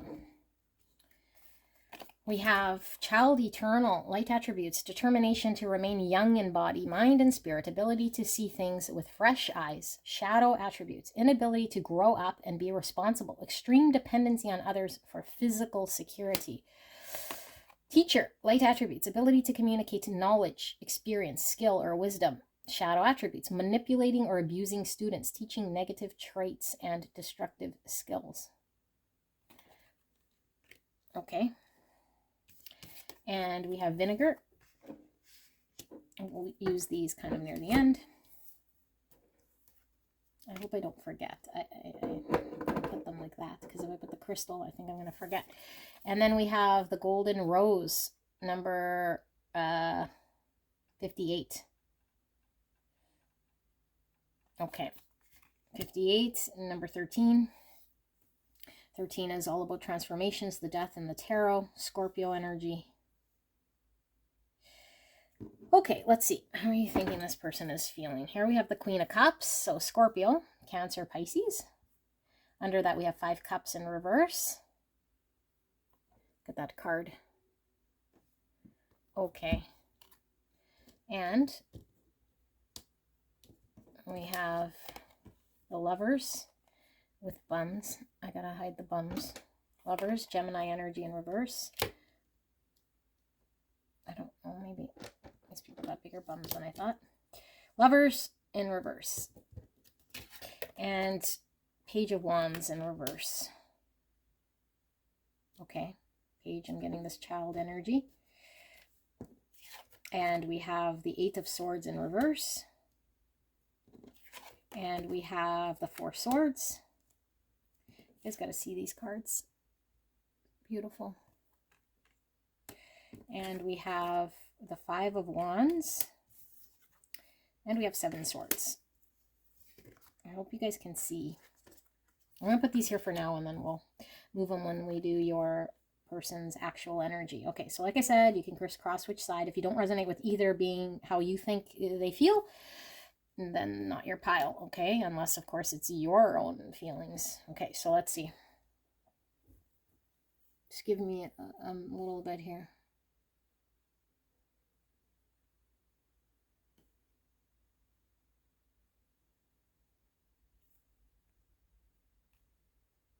Okay.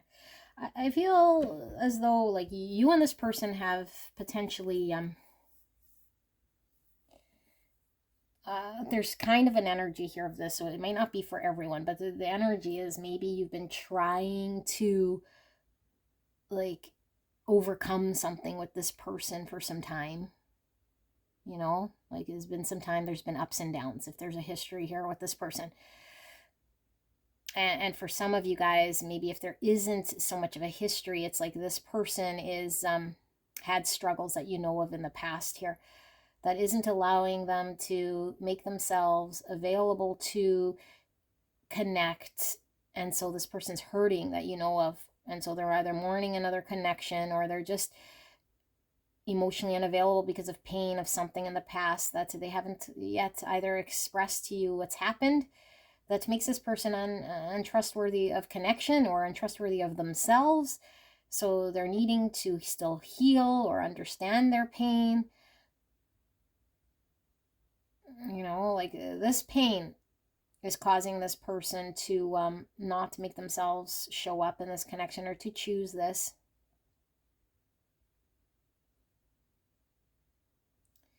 That they'd rather not partake here in coming together with you to explore what this could be. And so this person is just really needing to heal and deal with their heartbreak and the past situation that's made them feel like they can't love. Maybe they don't love themselves. Maybe they're just emotionally unavailable for whatever reason. And I feel like your energy here is very loving and supportive. So you might have been still giving love to this person or very understanding. But at the same time, this person hasn't been very honest, maybe with what's happened to them. Or they're still shutting you out. They still maybe don't trust. Maybe they have not been completely upfront with you in regards to why they cannot, or what's happened in the past here. And so they're still maybe in sabotage energy. They may be just really causing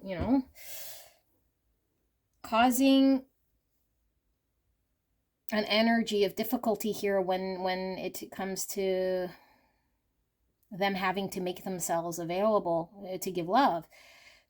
You feel like they're argumentative maybe, or they're just not telling you why they're emotionally unavailable, or there's like a defensiveness here, or like a spot here when it comes to them being able to emotionally show up, that they're not wanting to either see, communicate with you about, or choose, like I don't know. And so it's like this is what's sort of ruining this connection in some way. It doesn't allow this connection to come together or to get to a better place, because I feel like when it comes to this person having to, I don't know, like deal with what has happened, or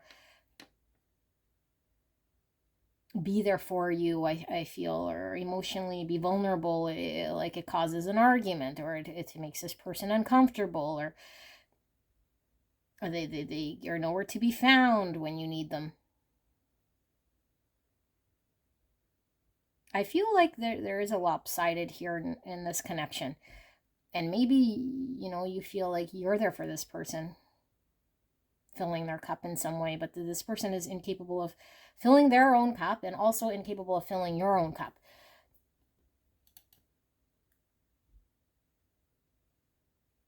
And there's also an energy of you feeling maybe like you're trying to lead by example in some way, like to be there for them, to show them, that it's a safe place, and how to be able to give love or be open to love. But maybe all you're getting here is a defensive energy, or this person's still not being completely upfront, and even maybe sabotaging themselves. You feel like maybe this person does want some sort of greater truth, because you do feel this person has been suffering here, like in sadness, or having to overcome something that's been painful. And that at some point, this person might see the light, or after they're done sort of reflecting, that there's going to be a greater truth that they're able to embrace here. But right now they haven't. And so as long as they're not seeing this truth, or coming to terms with this truth, then there's going to be, this conflict in this connection, and an inability for them to show up and be emotionally ready.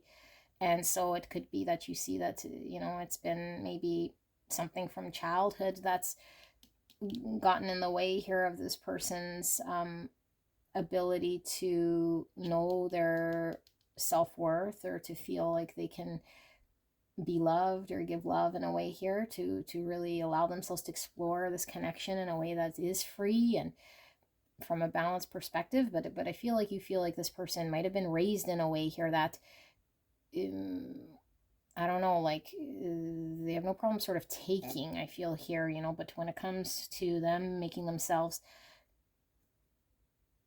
available for you, it's like this person is not capable,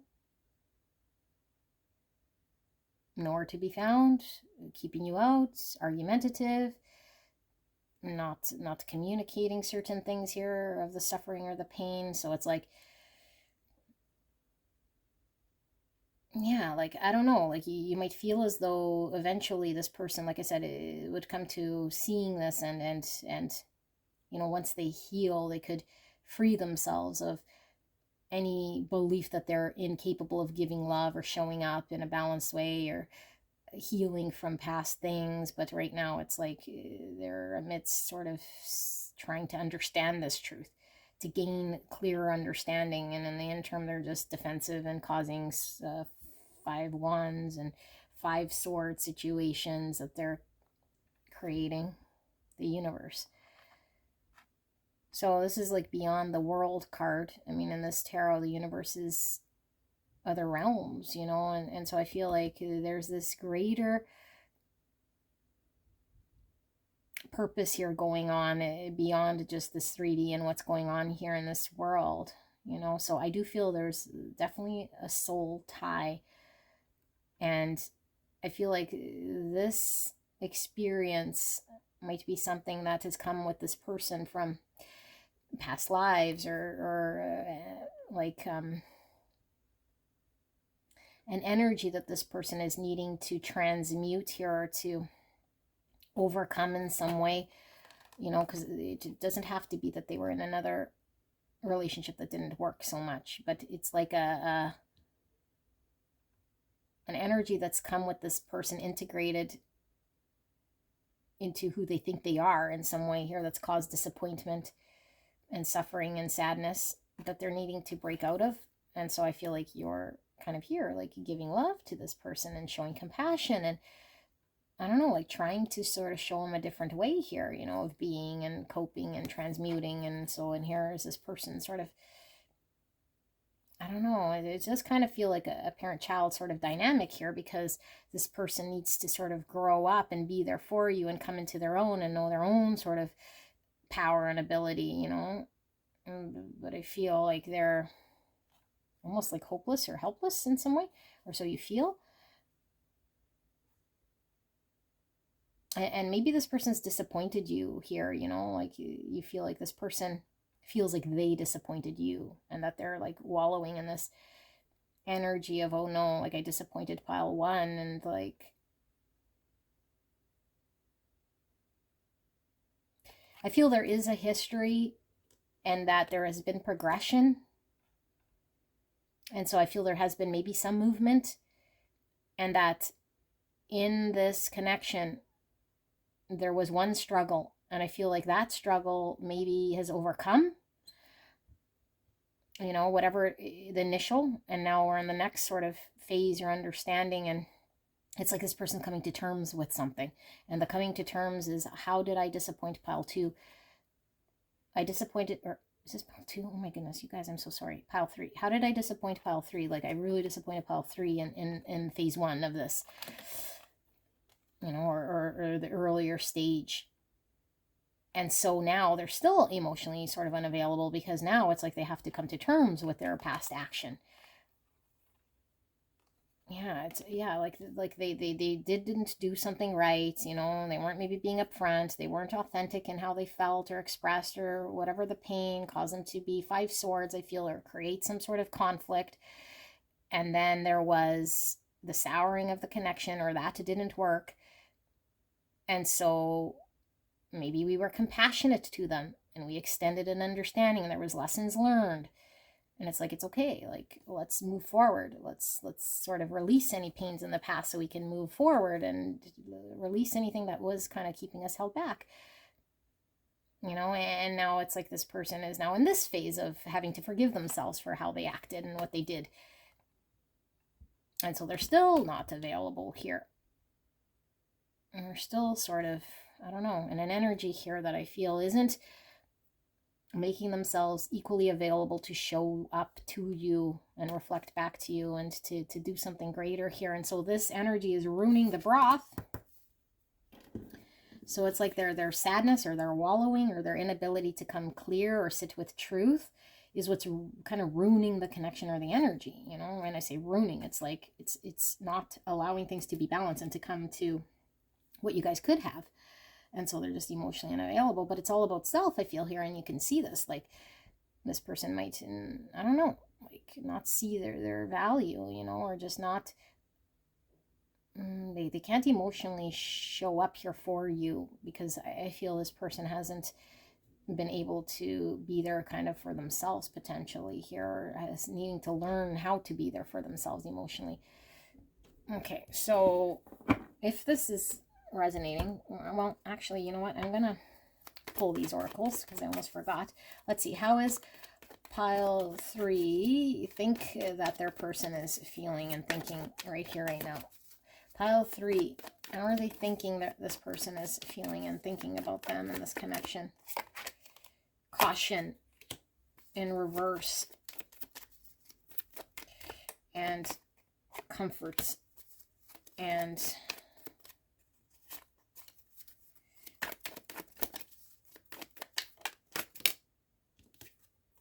passion, and one more. 2 more. Sadness and confidence. Okay, so what I'm getting with this caution, I feel like there was still a past I was picking up. And so I feel like this person has broken out of something that maybe, I don't know if someone's knocking on my door. I thought I heard knocking. So this person's broken out of something here.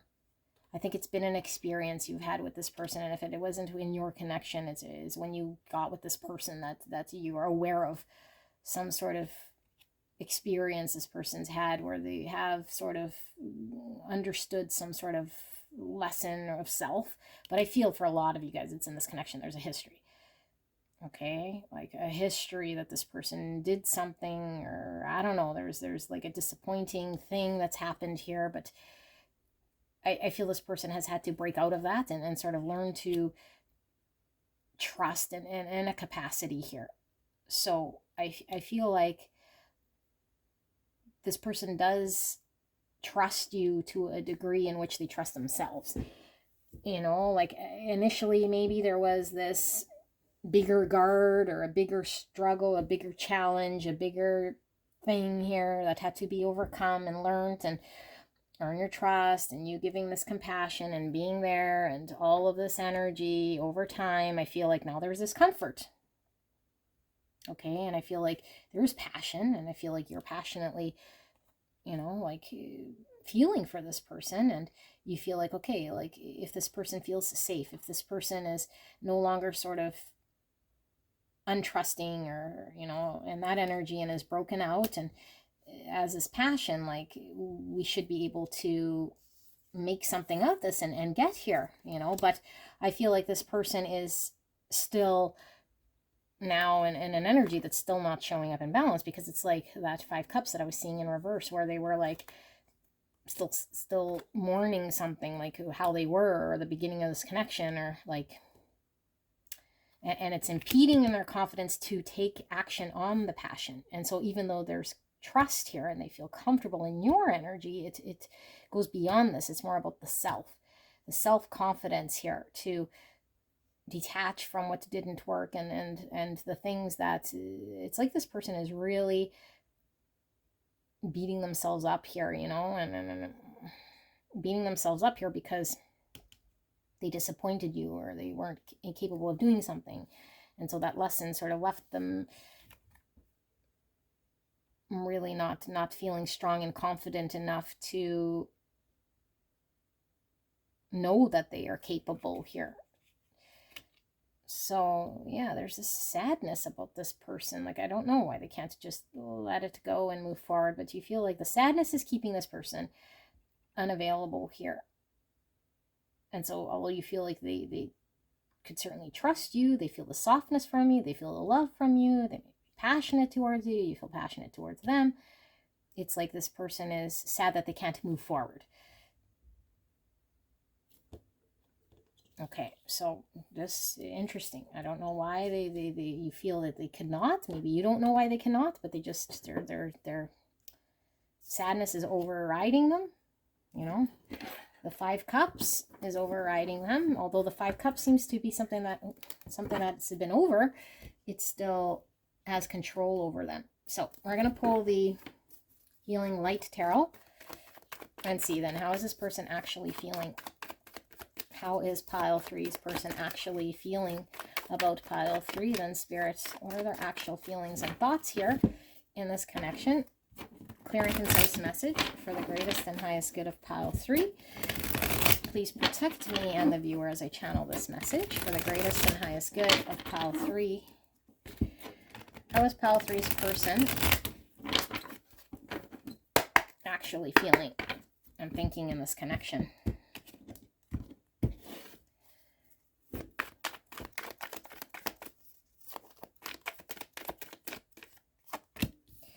Two Pentacles.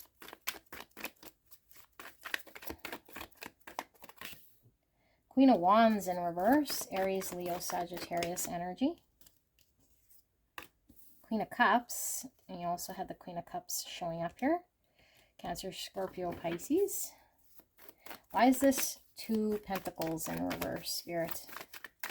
How's pile 3's person actually feeling? Eight of Cups in reverse. Six of Cups.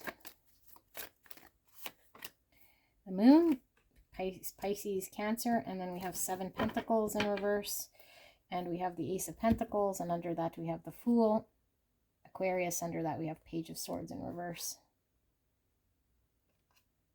Under Page of Swords, the World. Interesting, because we have the universe under this, and the universe is beyond the world. Okay, so let me sit here, but I do feel like we need more oracles for pile number 3, Spirits. And what are they actually feeling here? What are their actual thoughts and feelings in this connection?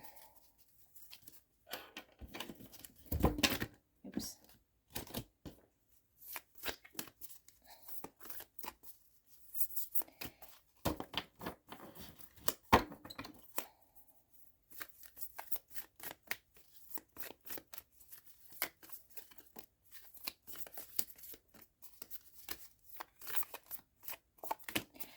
Okay, and so we have Earth's Heart, number 52, or the number 7, and then we have Hermit. Light attribute, seeks solitude to focus intently on inner life, serves personal creativity. Shadow attributes, withdraws from society out of fear of negative judgments of others, refusing to help those in need. Okay.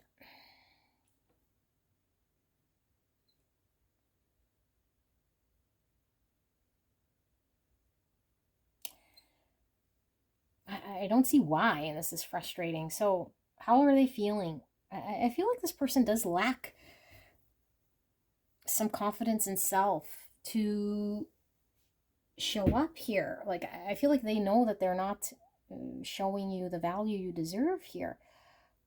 Like, this person, this person feels like you are sort of there, you know, like emotionally they can feel your love, but I feel like this person hasn't been able to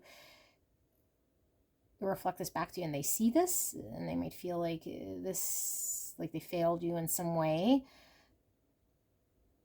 And I feel like this person is stuck on their past of something here that has them not being able to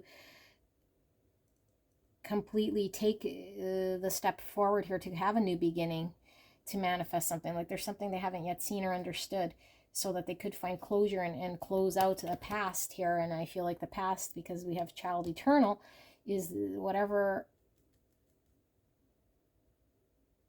thing of the past here that has them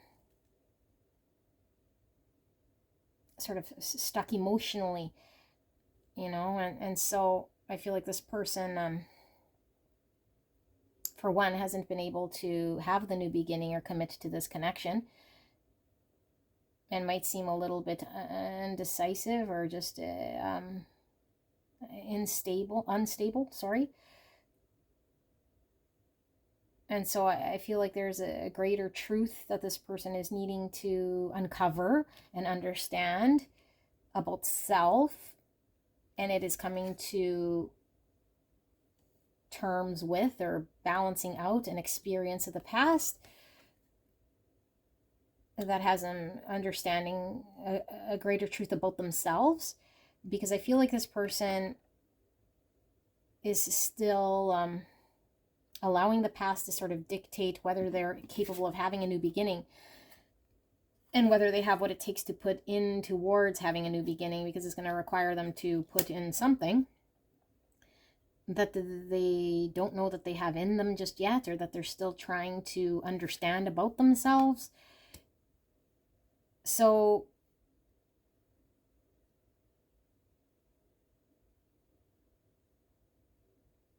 I feel like this person, one, doesn't feel good enough for whatever belief that they have here.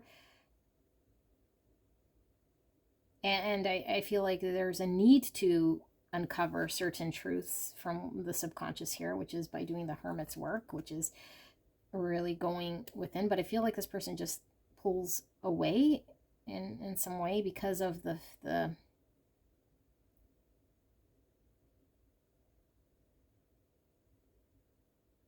this person pulls away when they fear that they cannot sort of be in an energy here that will give to the situation that reflects back to you something that you are deserving of, you know, like if they want to keep you, they have to do whatever it is here that reflects back to you that you're worthy and deserving and all these things, you know. But I feel like this person doesn't have the confidence here in self, or some sort of experience of the past that's told them or they believe is true about self here that they haven't quite let go of.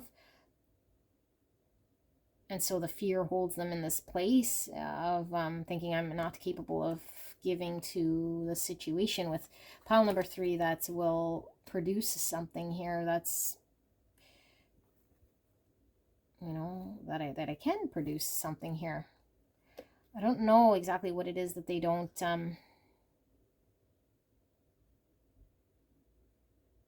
fully see it. I think they don't fully see it in themselves. They don't see it in themselves that they have the ability to be someone here who could give back to you, I feel here. So there's a greater truth that they're having to understand, and I feel like until they understand and see this, they make themselves sort of unavailable.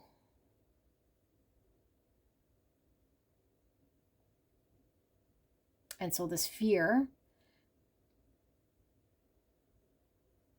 in the interim kind of runs the show, which is a belief that they see here that I cannot be in an energy to give, to invest, until I get a clearer understanding here. But I feel there's still this inability to leave the past behind,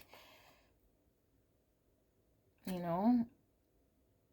But I don't know why. I'm gonna pull some more tarot and see if we get a little bit more. I feel I'm really missing something, you know. I don't know. I feel I'm missing something. So let's see. Spirit, clear and concise message here for beautiful pile 3. What can we get in deeper? Pile 3's person. How are they actually feeling then in this connection? Can we get in deeper? Clear and concise message that I'm able to channel for pile 3. Any questions they might have here in regards to what is going on here with their person's actual feelings and thoughts. Lovers. So you guys had it as well. Okay, Gemini. I need to choose to show up. A choice to show up, to give. Incapable of giving. It's imbalanced. Okay, we know this. Moon coming out again. There's fears, subconscious, feminine energy, receptive energy. Like maybe we cannot receive. We don't feel worthy of this receiving in some way here. I feel this one, and I feel this one. I'll pull these as well in a bit. Okay. Cancer, Pisces, Cancer, Pisces, ooh, Gemini, Libra, Aquarius, Queen of Swords in reverse. Page of Swords in reverse showing up again. And there's the King of Cups, emotionally unavailable. Cancer, Scorpio, Pisces. I feel, okay, we have the Emperor, Aries, and then we have the Chariot, Cancer. And here we have the Page of Wands, the Star, Aquarius.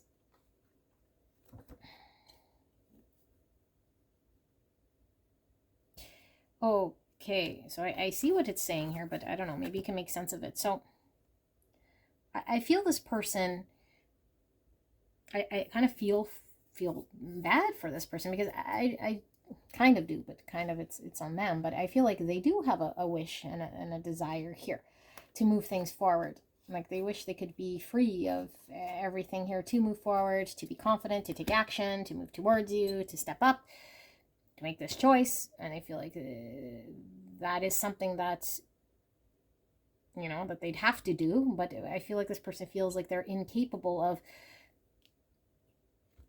giving to this situation in a practical way right now, because of something they're trying to uncover within self. I still feel that they don't understand. Like they don't understand, and I feel like they can't be emotionally available here, and maybe they're just really uncomfortable with feelings. They don't know how to reconcile feelings. It doesn't allow them to see clearly what they need to say and do. And I feel like maybe some of you guys, for some of you guys, because I do feel you've been showing up as this Queen of Cups, it could be that if you've been sort of harsh here with this person in the past, okay, and I'm not saying how you have to be or not be, or do put boundaries or don't. That's all up to you. I don't give two hoots. What I'm saying is, in the past, if we've been in a Queen of Swords reverse, which is someone who is like, you're really laying down the law, the boundary, like cold, like, you know, like, hey, you disappointed me, this, that, the other, like put them in their place, which I'm not saying they didn't deserve it. I feel like maybe this shut this person down a bit, you know, like it shut them down. And so there's fear of this protruding. Or if you haven't done this, it's like, I'm going to make this come out of you in some way. So if I do say, okay, pile 3, I'm going to show up here, I'm going to give to you how I know how, which I'm already not very confident that I can, or that I'm capable to keep you, because they put you on this pedestal with this reverse Queen of Wands, you know, because Queen of Wands is a very difficult energy to maintain. It's like the most beautiful queen that, you know, is very attractive to all the men, and you'll have to keep her. She's high maintenance. So it's like, okay, so if I'm going to do what I can, which I already feel is not a whole lot because of my belief of self here, and you are unhappy, you're going to, I don't know, like be unhappy here, and then what, you know, and then what, and then I'm kind of broken here. And so if I don't even choose this right now, because I already know that I'm not capable of doing this, then that's fine, you know, like, but is it fine? Because I feel like there's still some pain here, but it's preventing the heartache of them saying, I did show up, I was capable, I did step up, and it still failed. Well, that's a different sort of blow to confidence. But if I never tried and it didn't work, then I could just say, well, I never really tried anyway, kind of thing, you know. But I feel like it's stemming deeper here. Like it's stemming deeper. Like I think this person just emotionally doesn't know where to put their feelings here, and how to, I don't know, like doesn't know how to express and show and be emotionally available to bring balance. They don't know how, for whatever reason, you know. I don't know. Maybe they were never really shown or shut down about it. 3 Pentacles in reverse, not showing up. There's the Queen of Cups, your beautiful energy. So we have the Queen of Cups, emotionally giving, loving, and the King of Cups in reverse, emotionally unavailable. So the balance here that's required is 2 people need to contribute and show up here. 2 Swords in reverse, and the Hierophant in reverse. This person with the 2 Pentacles we were seeing, well, it's not there because I put it away. The 2 Pentacles we were seeing is like a back and forth energy, a need to prioritize and find balance. 2 Swords is also a need for us to choose, you know. And so in the reverse, it's like we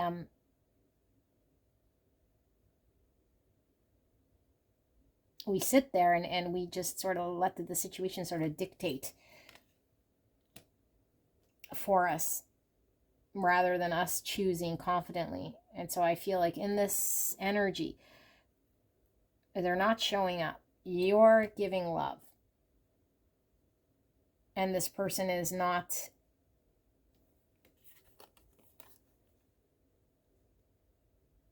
with the Hierophant in reverse. I feel like this person is not choosing to give of themselves here. Like choosing this connection, like understanding a greater purpose in this connection. Like there's too much fear. So let's just see, where the chips might fall. And I'm emotionally unavailable. And yeah, like they just seem very removed here, And like even to get to a greater truth, I feel like this person has a lot of walls and obstacles, emotionally unavailable and a lot of sort of layers here to get to a greater truth that they don't even want to see themselves or accept themselves, or they'd have to really sort of uncover in their subconscious here a great truth that I feel this person would rather maybe avoid in some way here, because I feel they're still in some sort of pain. Let's see. Pile number 3's person. How are they actually feeling, Spirit? What are their actual feelings and thoughts here? I don't know that this is all that clear as to why. Death. So massive transformation, a release of the old. This is the 5 cups, because I feel like when I see tombstone, it's like grieving, grieving something that we have to part with. But where there's death, there's rebirth. And so I feel like this person's mourning an old self, or letting go of an old belief, an old thing here. Anxiety. So 9 swords. This could represent an ego death. Dark night of the soul. Massive transformation, spiritual transformation with the Hierophant in reverse. They might not know who they are. Growth, yeah. I feel this person is, yeah, and with Hermit, okay, this is kind of making sense. I think this person cannot be there for you physically in a pentacle way, because this person is being called to have some sort of spiritual shift that's kind of out of their control in some way. Like they're really being called to look and examine in the subconscious here. Okay, certain things, past childhood things, in order to have this massive growth, this massive change, this spiritual change, the shedding of the ego, to find a greater truth that's buried within them, that's been suppressed, that they need to understand in some way before they're able to decisively know what is for them and connect to themselves. Because I feel this person is disconnected from their emotions. And so I feel like as long as we're disconnected from our emotions, we don't feel confident in which direction we're moving. And so I feel this person is stunted in their growth until this process happens, like this transformation, this release of old stories and things here. And so I feel you're around here giving love to this person, but I feel like this person can't be here for you, and you don't have to remain here in this energy of imbalance, but I feel like you've been a big help to guiding this person to seeing something here that needs to be understood about self and the way they live in order for them to have growth, which I feel is already underway. And so whether you stay or go, I feel like it isn't really going to change the fact that this person is now on a journey of self-discovery, of growth, of finding a truth of who they are and what they want to commit to get empowered, to come into their own sort of energy here as this emperor, divine masculine energy, to get to the true core here, not avoiding, suppressing, or hanging on to parts of self here that don't allow there to be growth in this person's world. Like they can't just sit idle here, but I feel this is what this person has done. Like just not make any decision, just not take charge of their life, just kind of let life sort of pass them by, just sort of sit there in a way here, and as life unfolds, you know, and so I feel like some of you guys might have got upset at them, or maybe they feel like you'd get upset at them because they're not as in tune maybe of who they truly are and what they truly want here. So they need to see this. All the butterflies talking about the transformation as well, you know, having that spiritual transformation, which I think is underway. So I do feel for this group. I'm going to just pull a little bit more tarot just to see, you know, what do we need to know, and then I'll go to pile number 4. But is there anything else then that pile number 3 needs to know here? Because I do feel this person is going through some sort of spiritual awakening, or some sort of dark night of the soul, getting closer to self, having some sort of growth. The sun will rise, clarity will come, happiness will come, certainty will come, enlightenment will come. So this person is getting enlightened. This person is getting enlightened. They're having a spiritual awakening, I feel here. They're seeing a greater truth. Hierophant in reverse. Yeah, everything that they might have understood to be true, their beliefs, indoctrination, their traditions, their values, everything's kind of on its axis, on its side. Re-examining what is of value, what do I want to commit to. 10 of Wands, heaviness we carry, you know, we carry the burdens of other people, of what we're supposed to do and be, and how we're supposed to live. And it's a big burden here, you know, and it's a burden when we let it go, because then it's like we shatter that illusion, you know, and our world and our people and our structure starts to shake up. And so we're carrying this illusion, we're carrying this heaviness and this burden. I feel this person just cannot focus on this connection at this time because of their own personal revelations. You know, 4 of Pentacles in reverse. So their world, their structures they know in the Pentacle realm is something they have to release what doesn't work, with the Death card. And so I feel this person has been held back and has been sort of unavailable here, because of the fact that they've been held back in their world and the structure they've made. And so they're learning on what is it that I can release, and what is it that I'm no longer supposed to sort of be carrying here, that I've been carrying here, because they can no longer carry, you know, anything here that is no longer aligned with a greater truth. But they need to uncover what that is layer by layer here, so that they can release. So I feel this is more about them than it is about this connection. But I feel like there's enlightenment here of self. Hangman, yeah, they're needing the time to really reflect, to see themselves from different eyes here. And this is really about spiritual enlightenment, working with the divine, seeing the light, you know, coming to some sort of understanding of how we can see greater truths, because now we're coming from a different perspective, and this is more of a higher perspective. A higher perspective, it's an ascended energy of working with the divine so we can come to a greater truth. And so sometimes we're on pause, and we need to be on pause so we can be confident about what action we want to take. Okay? Wow. I wasn't expecting to see that at the end, but that is what this is. Okay, so if this resonated for you, then I'm glad. Let me know in the comments, and I will see you at the next one. Bye-bye. Hi, friends. You guys chose pile number 4 with the piece of shungite, which, let's see if it stays there without rolling away. Nope.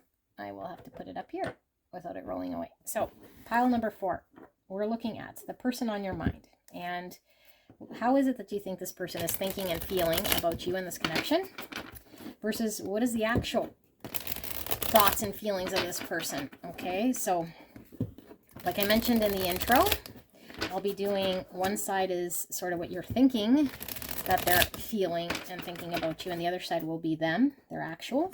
So for your side, we're using the Phoenix Pinter's Tarot, and for their side, we'll be using the Grunge Tarot. Now you can flip sides, okay? Like you have to sort of resonate with one side being your energy of how you think they feel, and if neither side resonates, then not your pile. If it's confusing, doesn't make sense, then not your pile. Don't force it to fit, okay? And of course, how they feel and think could be subjective. It's their own feelings and thoughts. It could be based not in reality, or at least your reality, but it's their reality, okay? So sometimes it's painful to hear, and I cannot promise that it won't be triggering, okay? That's between you and spirit. If you're unprepared, then maybe not your time or your reading right now. Up to you, okay? So we'll ask spirit for a clear and concise message in regards to pile 4. and how it is that pile 4 thinks their person is feeling and thinking about them at this time. Spirit, clear and concise message for the greatest and highest good. A beautiful pile number 4. Please protect me and the viewer as I channel this message for the greatest and highest good of pile 4. Thank you so much, pile 4, for allowing me to tap into your energy, the energy around you at this time. I'm so blessed to be here doing your reading. I do feel there's one more. And we'll also pull some oracles as well. Okay, let's pull some oracles. How is it that pile number 4 is thinking pile 4's person is feeling about them? Now, as with all my readings, this could be how you're feeling and how your person thinks you're feeling and thinking, okay? Like completely flipped. That's fine too. Whatever resonates, but don't force it to fit, okay? So let's take a look. We have 2 pentacles. 2 pentacles and 9 cups. I'm just playing music. Music, so I was pulling through here with one of the piles. And maybe your person plays guitar here, or you connect over music here, but music's pulling through. Okay, so 9 cups, 2 pentacles. Let's keep going. We have the Hermit in reverse, Virgo energy. We have the Lovers in reverse, Gemini energy. And we have the Queen of Pentacles, Virgo, Taurus, Capricorn. Okay. And we have the Magician, more Virgo and Gemini. So we have strong Virgo, Gemini. Very strong. And here we have 2 cups. So 2s are all about balance, choices, duality, and partnership. And we have 7 swords. And then we have the 9 of wands in reverse. Okay. Let's see with the oracles before we start to channel. We have Venus. So Venus, ruling planet for Taurus and Libra. Number 4. And then we have Wise Salt. 28. Or the number 10. Venus and Wise Salt. I'm really being drawn to this rainbow in both of these cards. Rainbows are all about potentially diverse ways of seeing things. And sometimes it could come through as hope here, like providing some level of hope or understanding here of seeing something differently. So we have detective, light attributes, great powers of observation and intuition, desire to seek out the truth, shadow attributes, voyeurism and falsifying information. Okay. We'll pull these sort of near the end here. Let me sit with this energy and see how it is that you're thinking this person is feeling. 9 cups, 2 pentacles, and the King of Wands in reverse. Aries, Leo, Sagittarius.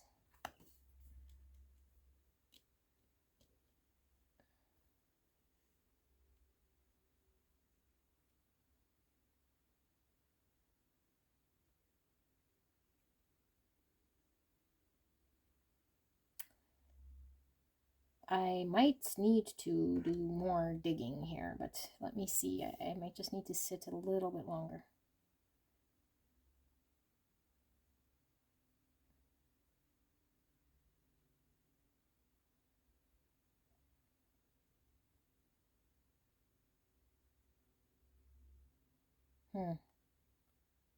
Interesting. I don't know. This is very, very, very interesting energy, but I'll read it as it's coming. You feel like this person, now again, this could be how you're feeling, you know, you can flip it, but you feel like your person is okay right now as things sit, but I feel like for you, things aren't sitting very well. But this person is okay with how things are sitting here. Like, things aren't really out in the open here. This person hasn't really made things very clear. This person could certainly be back and forth. This person could leave things up in the air. This person is more focused on their own sort of self. And so if they're focused on self, it's okay, but I feel like it's at the mercy here of them not making themselves maybe available here, or you just being sort of a side option. Well, and that this person hasn't provided you with an understanding of what they want with you so much here. And so I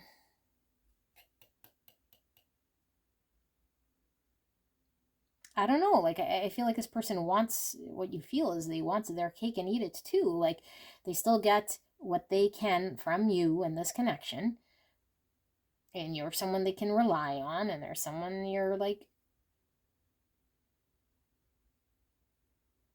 despite them being upfront and honest and giving you anything here.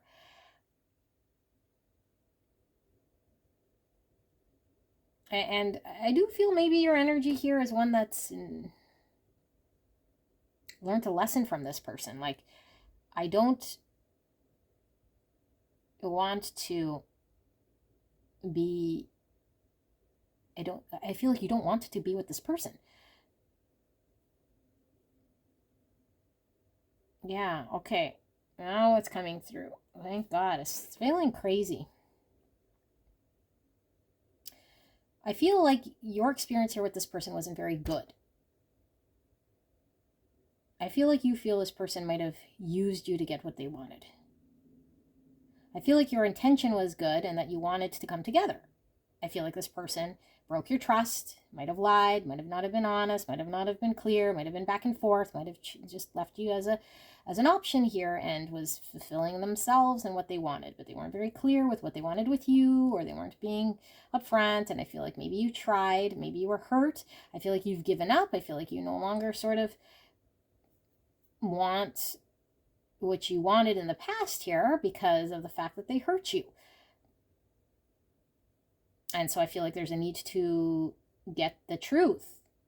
You know, the truth is, why was it that they were not interested? Why was it that they didn't choose you or prioritize you? Why was it that this person had to choose that was better than this connection in some way here that made you feel like an option?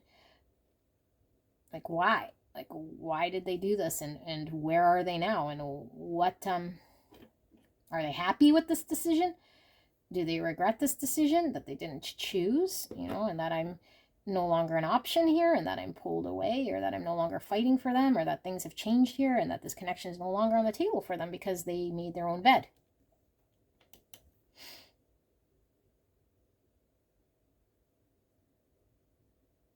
So I'm not sure this Venus, though. I feel like there's something about your energy here which I feel feels wronged. Okay, and they could have certainly wronged you. I feel like you almost feel like some part of you was taken away or played, or now it's tainted in some way. That's coming through, and we know that other people's actions, what they do, and our experience does not determine our self-worth or self-value. And so we might be still very hurt. We might still be impacting this connection because of our how we see ourselves and what has happened here through certain eyes. And no judgment. We could use the eyes that we see with all we want, but it could be the eyes that keep perpetuating pain, the eyes that see something we want to see. So I feel like there's a greater truth here. One, there's an experience we had. Two, there's an understanding we need to come to, and I say need loosely.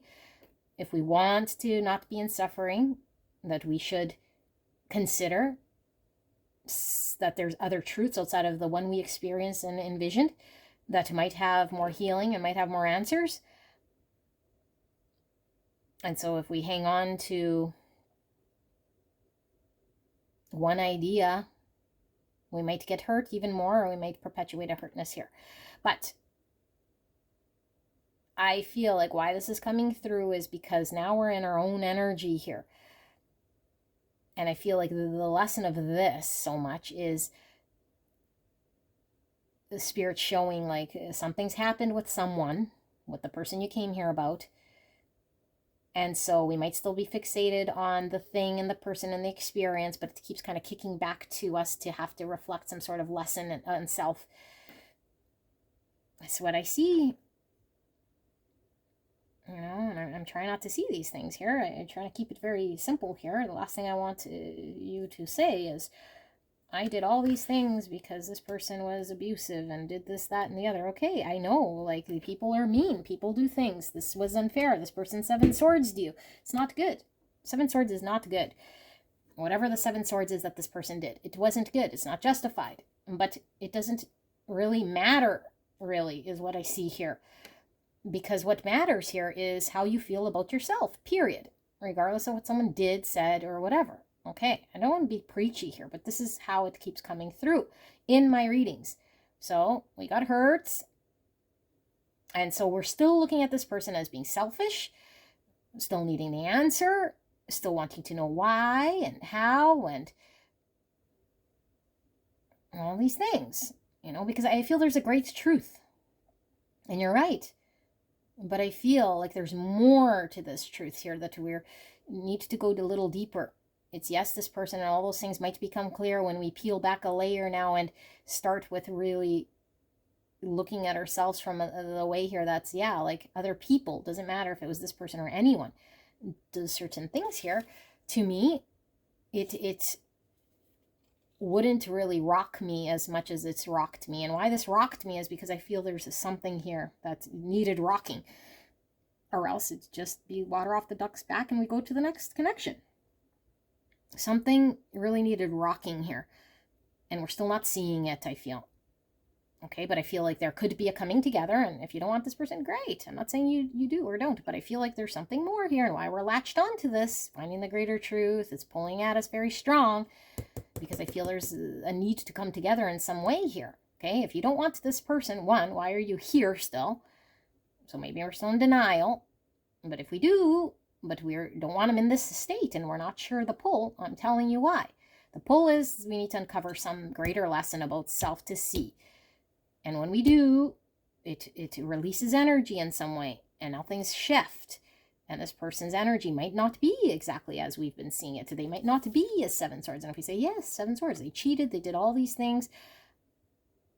This isn't somebody who did something that's so black and white in some way here that we're making it out to be. If it is, then not your reading. This is a 7 swords that we see as a 7 swords. But there's more here going on. There's more here going on. We got to get past ourselves. Okay, and if we say, well, this was what they did and there's no other way of seeing it, then probably not your reading. Because I feel we're really fixated on the seeing experience of what we had, and that's what it is. Okay, well then hang on to that and have a great life. I'm sorry these readings come out this way. I don't know what else to tell you, but I'm trying to wake up, shake up here what's happening. So what are you thinking this person's thinking? Again, this could be your person, right? Like, it doesn't have to be you, but what you're thinking, this person is thinking is how they got away, potentially what they wanted in this connection, you know, and maybe they are in another connection here, or you think they could be, you know, and that they sort of played you or used you, or, you know, that they were only really focused on self here and couldn't really dedicate themselves here, and you're sort of like had no choice but to leave them to their own devices, you know, lay in the bed of the karma that they laid here in some way. Okie dokie. So, beautiful pile number 4. I feel for you. I feel for you because we really feel we were 7 swords, and we might have been, and we were 7 swords here to come up with some greater truth. That means more to us. That's going to mean more to us in this situation than the lie, than the thing. Because the thing is real, but there's something more real. There's something even more real than the pain that we carry. There's something more real to self than this experience. There's a realness here that we need to find. So let's see. No, not yet. Let's see. I still want to see. Pile number 4. How are they thinking? Their person is feeling and thinking. How are they thinking? Their person is feeling and thinking here. Creativity with the purple, which I get High Priestess. Okay, so this certainly is our intuition or subconscious. It's going beyond what we're seeing sort of with our eyes. Intuition, more purple, more High Priestess, more what we're seeing happening, right? We see 7 swords, but there's something greater happening behind the scenes. There's a greater thing being created here than the thing that we see in the 3D world. A greater understanding, a greater belief, something in the intuition, soulfully, spiritually, that's bubbling up here. Peace. I need to find peace, energy. I'm going to leave this one because I feel like the energy and then the anxiety. Okay. It's turning into self, and again, could be the person flip, however you apply this, because you'll know if this is your energy, okay? But like I said, it's this person and how they're seeing the other person and the big reflection back to self. I feel like if you're resonating as this being your energy and how you see your person, I know it's getting very confusing, but I was reading it like that the whole time. That this is your energy, okay? That you think this person 7 swords you and was using you and you wanted to come together. Now you don't, and now there's a greater truth you need to see. I think you want peace. I think your energy isn't where it needs to be, if I got to be honest, in order to see a greater truth of what's going on here.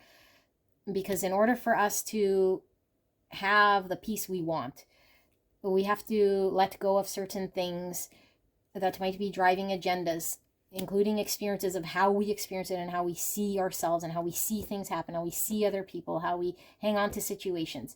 Okay, now I'm not saying forgive this person and it's all okay. No, I'm just saying let's work with our own energy here, because I feel like your energy here is not good. And so I feel like there's a suffering that doesn't need to happen. And so when we have anxiety, when we're still in difficult energy, things can't move and flow. And so the block here, I feel, is when we start to, oh, okay, this person acted below, nothing to do with me. Now I'm more in a loving of all energy, finding peace. It releases energy, and this person might be, because again, we all change.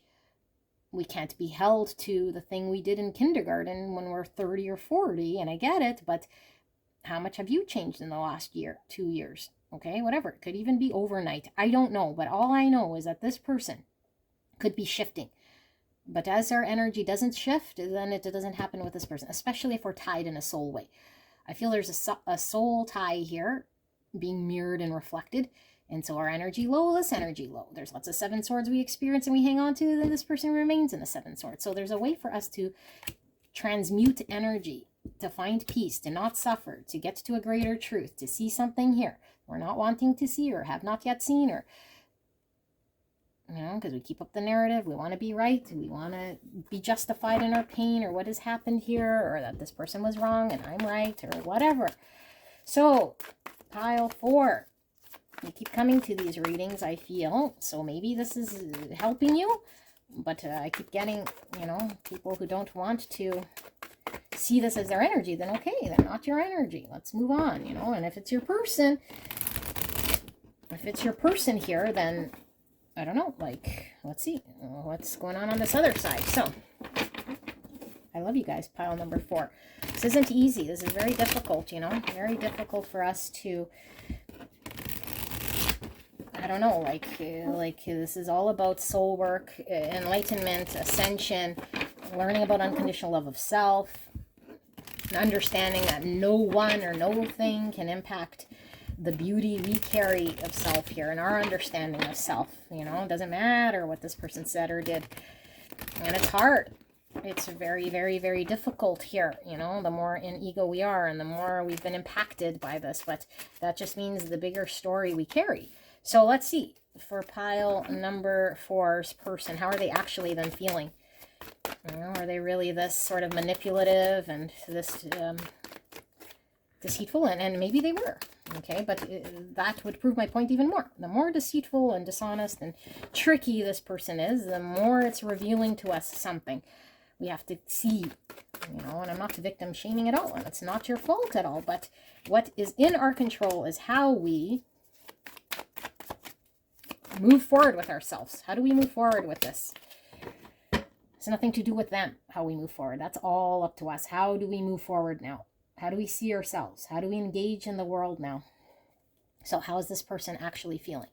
Chariot, Cancer, Pisces, integrating shadow, victory, moving forward, balance, 10 swords, the ending, painful ending, moving forward, finding balance. Okay. Ace of Swords, greater truth, seeing clear, walking, talking a truth, new beginning in truth, Temperance, balance, healed, balance cards. And this could be your energy, and it could be flipped. Like I said, here's the Empress in reverse. So the Empress is all about unconditional love, being able to receive love. Okay, and so this could be sex without love in the reverse. This could be having, mother wounds, blocks when it comes to giving and receiving love. 10 Pentacles in reverse. King of Pentacles, Virgo, Taurus, Capricorn. And here we have the Queen of Wands in reverse. Aries, Leo, Sagittarius. 6 Wands in reverse. And the Sun in reverse. Leo energy.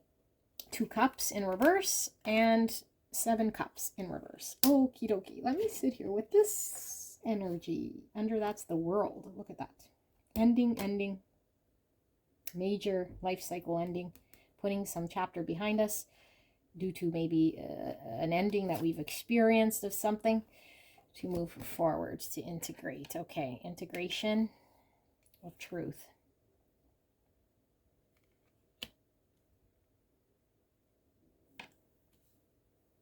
Okay, you guys, this is interesting energy. I feel this person has a very good intention. I feel like whatever they did here wasn't about you at all, or, I don't feel it was. It could have impacted you completely. It could have certainly involved you in a way because you were with this person or had an understanding, or they lied to you, verbally in some way. But I feel like the lie was really themselves letting themselves down. Like this was more about them than it was about you. And so I feel like what's happened here is, does this person feel good about what's happened? No. I feel like this person is learning some lesson here, and now they're sort of sitting in this understanding that they weren't acting to their greatest truth. And so what has resulted here is an ending. That's my dog barking. Has resulted in an ending here. And so they don't have anyone else to blame. Okay? They have no one else here to blame. And I feel like for some of you guys, if you're married to this person, because I don't know now how I'm getting this mix, and this person could have outright just left the marriage and cheated. And we could say, well, that does involve me because we were married. It does, and it also doesn't. And this might be difficult to hear. Okay, because I don't feel I'm buy into the subscription of man-made law so much as the vow has to be in an awakened state.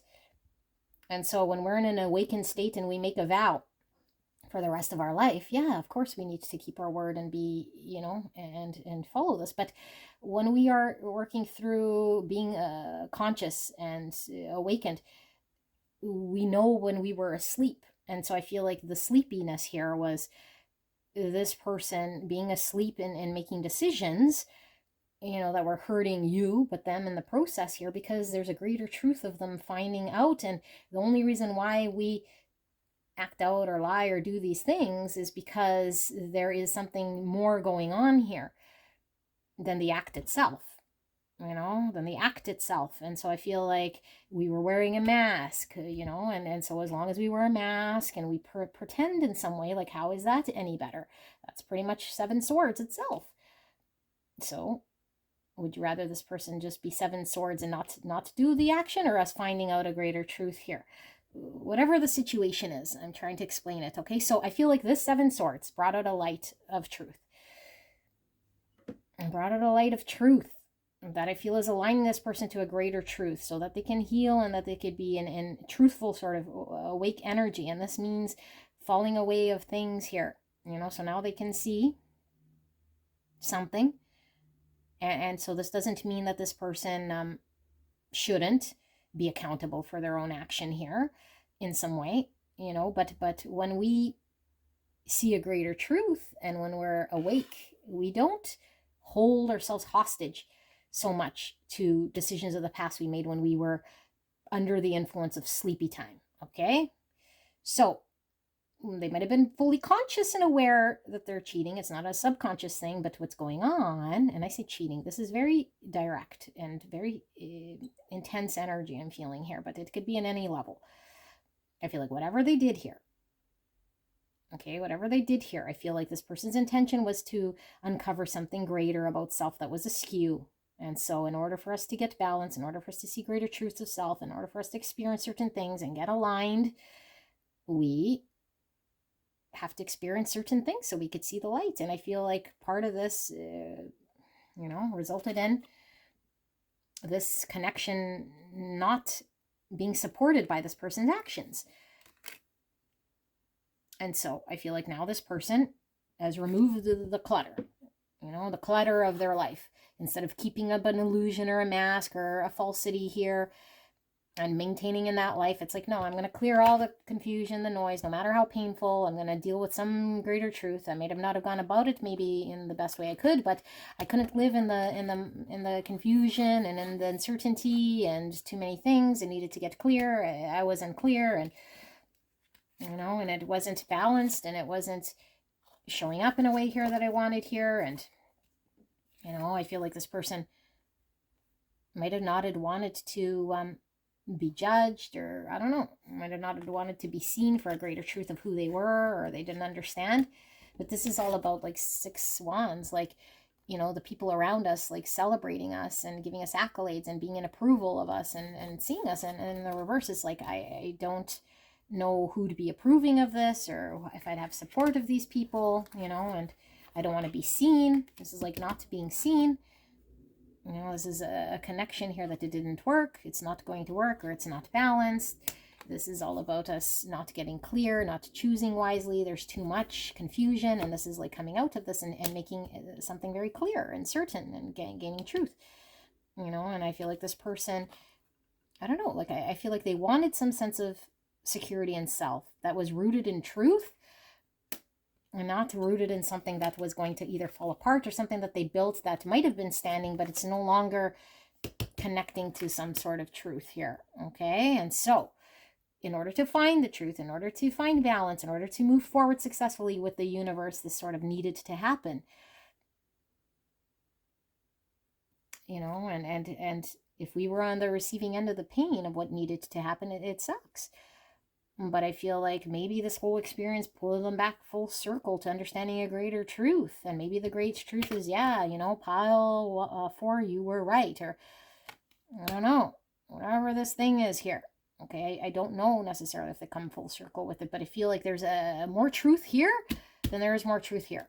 And although this person might have been the instigator of the pain and brought it upon themselves and did whatever, I feel there's more hanging on to illusion here, because there's more blame here, and here's like more forgiving.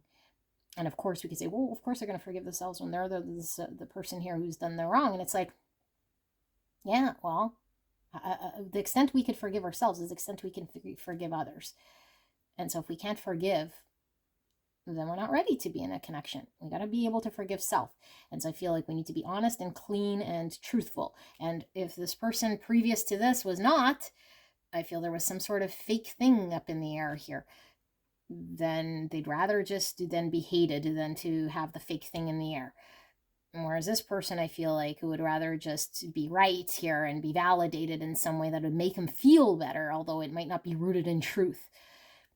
And so we got to embrace some sort of truth, you know, and the great truth here is that sometimes people do things that are not in their greatest sort of potential or reflecting, but it shifts energy in a way here that might move the needle towards greater truths.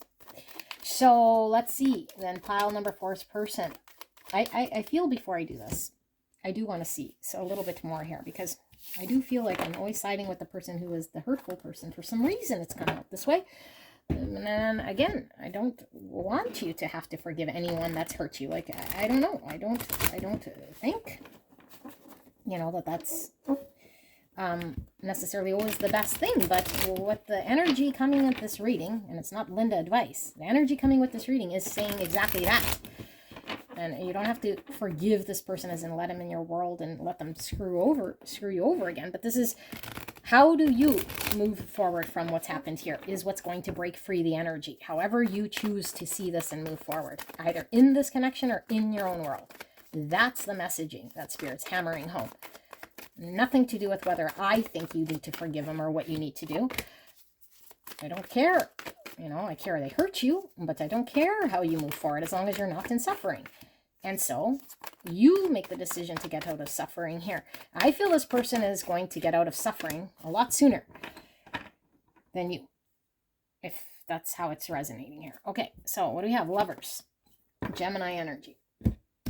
Okay, so this is all about choice. It's all about two people showing up in a balanced way to give and take. So we have the Hierophant in reverse, Taurus energy. We have the Queen of Cups, Cancer, Scorpio, Pisces. We have the 8 Cups, walking away. We have the Fool in reverse, Aquarius energy. We have 5 Pentacles, and we have the Ace of Cups, new beginning. And under that, we have the Queen of Wands again in reverse, Aries, Leo, Sagittarius. Some of you guys, it was a third party, because Queen of Wands could mean the other woman. Okay, and so this person could have chose another woman. Okay, so I feel like you see yourself as someone here who is a Queen of Cups, who is loving. And it could be that you're loving of this person, okay? And this person could have chose wrong. Absolutely. No one's disagreeing this. I feel like this person was having to experience something that was their own path, okay? Was their own path. And so I feel like this person needed to understand something greater about self so that they'd know, how do they want to commit? What is it that they value? What is it that they want to leave behind in their world, so they know what's unfulfilling, what's emotionally fulfilling. And sometimes the only way we can do this is to go through an experience. Okay, is to go through an experience. So I feel like sometimes we do things that are very, very foolish. And I feel like this person might have done something very, very foolish here that's left them out in the cold. And when we're left out in the cold here with the 5 Pentacles, it's how do we then move out of this 5 Pentacles? Because the only time we ever really learn major lessons is when there is loss and struggle. If we're always winning, because nothing really challenges us, then we don't really learn. This is a challenge time about learning. And now we're out in the cold, and now what do we do? And I feel like this person is capable of having a new beginning now in knowing what emotionally fulfills them. They understand the value of, of a full cup, and we don't only come into this world already knowing the value of a full cup here without experiencing what doesn't feel good and what gives me a full cup, who does, who doesn't. Do I make decisions that are bad sometimes that leave me out in the cold? So I feel like they did something, left them out in the cold. They need to understand what it is that they value, and so I feel like this person has had to do some sort of understanding here. And yes, I feel like, maybe you have been very emotionally loving to this person here, and they took it all for granted in some way here. But, and not even a but, it's like, okay, now because of this lesson has been learned, Now because of this lesson has been learned. And so now how do we move forward from here? So we have the Moon in reverse. This person is coming out of any sort of misunderstanding that they might have had with the 7 of Cups in reverse and the Moon in reverse. It's like they might have seen the situation as some way different, that they, I don't know, like there was a lesson and experience that they were having to have that presented itself, that they were seeing in one sort of light, but I feel like the greater truth shall prevail, and it only prevails because we shot ourselves in the foot or we did something here.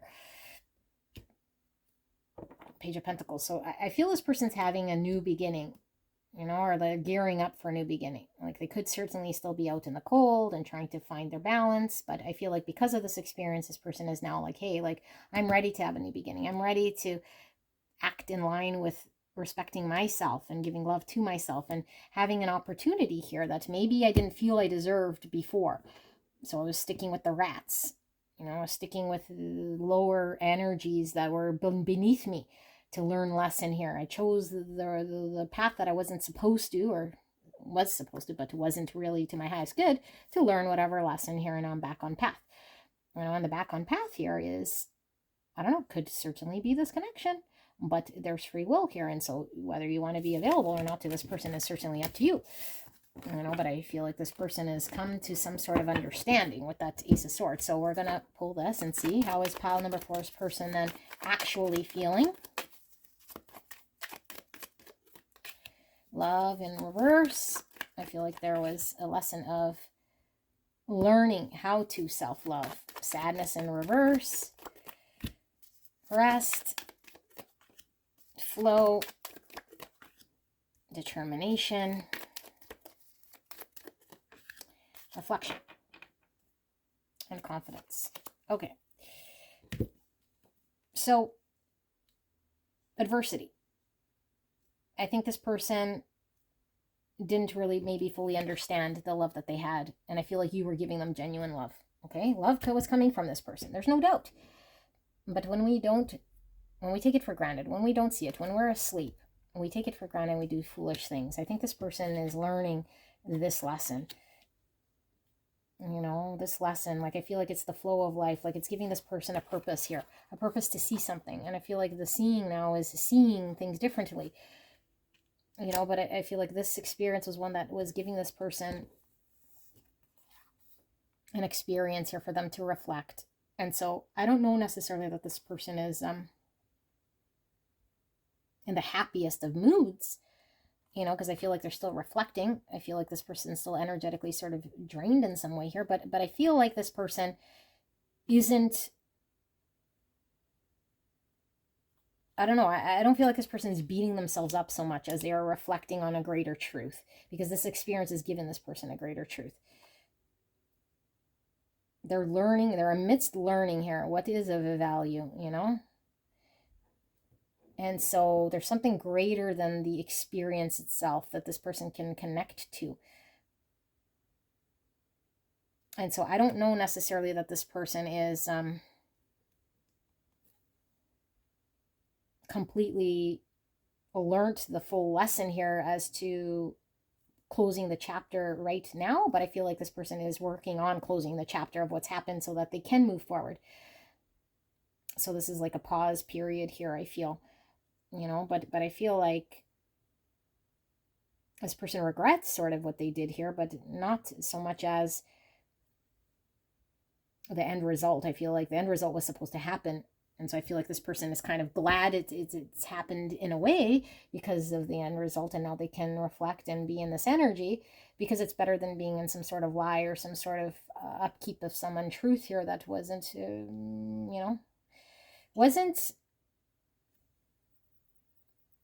I don't know, like this person needed to sort of experience this, And so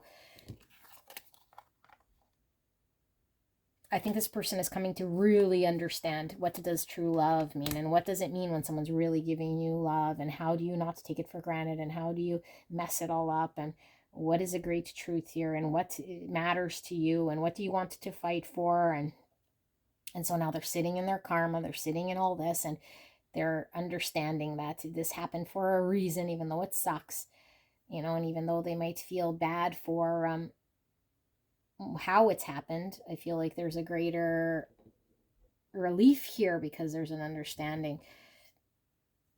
So you get more purple here with magic. So if you resonate, okay, with there being still this deep sort of tie in some way, I feel like what the magic is giving you miracle energy. It's like this person could have been snapped into some sort of greater understanding here through this 7 swords action, which was not justified. But we need to experience 5 pentacles so we know what's not, in this world of positive and negative polarity, we experience loss so we understand what is of benefit. Without the dark, we can never experience the light. And so I feel like there was a need to experience a dark, a loss, something in order to realize the good. And I feel like you are the good. But why I hammered home on that part was because if we decide we don't want to deal with this person, which I feel the messaging here is that this was meant to sort of be in this way, that there's some sort of miracle here. But if you don't want to believe in that, because I don't give these false romantic stories, I still feel like this person needs to find some solace here, some peace. And I feel like the energy here of hanging on to resentments or hanging on to what this person said and did as the be-all end-all of what's determining how their mood is now is not really going to help this person. They could do that, sure, they could, okay? But the messaging here is, why would we want to? And do we want to get better and heal? I think we do. And so let's just try it. If it doesn't work, okay, then let's go back to our resentment and our anger. Let's wait for this person to kiss our feet and make it right, because I think there's nothing this person can do that's going to make this right, except we can make it right. And this is about the unconditional love. And unconditional love doesn't mean I'm foolish now, and so I'm going to open myself up to you doing it again. It's like I unconditionally love the fact that I could see past your mistake and move on with myself and still maybe be your friend, or still maybe extend an unresentment here, or maybe extend another chance. I don't know what the right answer is. I feel like this person wants another chance, but I feel like this person's like, there's nothing this person can do that's going to get me there. Well, then if they can't, then they can't. Then you'll forever be stuck in this, okay? So it's difficult. I get it. I get it. But I feel like the more reflecting we do on it, where is our mind? What is our mind chatter telling us? Because if our mind chatter is supporting a narrative here that makes us kind of be stuck in the feeling of anger, resentment, unpeace, low vibe energy, it could be justified, like I said. But do we want that? No. So we got to interfere with that thought and say, I do no longer want to feed into that thought. Yes, it could be something that is right, but let me just try. And every time that thought comes, the anger comes, the resentment comes, the feeling of whatever comes, I'm going to intercept it and make some space between me and that. I'm still going to allow myself to feel that way, but I'm going to observe it. I'm not going to say, this is my energy. I am angry. I am sad. It's like I'm feeling these things and I'm witnessing this. So I'm going to let it flow, but I'm not going to feed it more thoughts. I'm not going to prop it up and justify that it is right or wrong. It's just, it is what it is. I feel what I feel and I'm observing it. And at some point, we're going to no longer want to feel that way. We no longer want to feel that way. It's draining. We want to let go of it. The heart wants peace. The heart wants to find happiness through any means. It doesn't know any judgment. And so when we witness this, we come to a point where we no longer want to be angry. We no longer hold that person to that thing. And we could see past the thing and extend love. And that's us loving ourselves. That's us learning unconditional love of self. And we learn lessons here. Okay, there's rainbow of hope. I feel there's hope here if we want it. You can say, I don't want that person, Linda. Okay, then don't. I just want you to heal. That's all I want. There's more work to be done here. There's more work to be done here. And so if we want to be in a connection where we could show up and find a union and a balance with anyone, doesn't have to be this person. This is the true love lesson we're learning. It cannot be superficial. It cannot just be on the outside. The fear love. This person needs to say and do these things that I've been programmed to believe is right in a relationship or connection. That's fear-based love. Fear-based love is always fearful. We might lose the person. This person's going to do something. True unconditional love is this person can be exactly as they are, whatever person, exactly as they are. And I love me, and therefore I can love this person because I see beyond matrix, beyond he says, she says. Some things we could see beyond, some things we can't. That's fine. That's where we're at. Let's just acknowledge. Okay, we acknowledge where we're at, but where's that line? Some people say even thinking about the cheating is cheating. Some people say actually doing the cheating is cheating. Some people say texting is cheating. I think it's all relevant to how you feel. How relevant to how you feel. And I'm not justifying anything. I think it's all cheating. Personally, but whatever. I don't know. Wow, where does that put you? Does that make you feel less than self? I don't know. I don't know. Okay, pile 4. I don't like these preachy ones. I just want to deliver the goods. I want to say this person's a big jerk. Move on. Like be happy. Like I hope you find love and all that stuff. I want to give you all this. I do. I don't want to tell you anything other than good things, to make you feel good. And so when you hear this, it's like, ugh, like, but that's what it is here that I see. I don't want to see it. You know, I don't want you to be in pain, and I don't want to do anything except for read to you exactly as I see this thing, you know? And so it's difficult, but I'm here for you. And I feel like you already know you're on this sort of path of learning. You already know. And I feel there is this soulful lesson of understanding, and there's this great vision of hope, but I feel there's a need to see it differently, see ourselves differently, experience life in a different way here than we have in the past, to make progress, to heal, to move the needle forward, to really understand self. Okay, pile 4, this is your reading. I love you very much, and I wish you the very best, and I'm so sorry if somebody's hurt you. It's never justified. You are a beautiful person who doesn't deserve to be pained or suffering from anything, you know, but we are the only person who can hang on to the suffering, you know. Like I explained in the last reading, we all experience flat tires, lies, but the pain comes. It has to come for us to experience the non-pain. But it's up to us whether we want to suffer in that flat tire, if we want to keep talking about the flat tire and seeing how it impacted us, or we could see that flat tire as the greatest blessing. It prevented me from an accident up the street. You know, I met such and such who helped me with this tire. And now we have a beautiful bond of person I would have never met had I not had my flat tire. The universe knows exactly what it's doing. We got to lean into why the flat tire could be a beautiful thing. Although it might suck in the moment, the suffering of the tire is our choice. Totally up to us. Okay? Now I'm done. I'll see you at the next one. Bye-bye.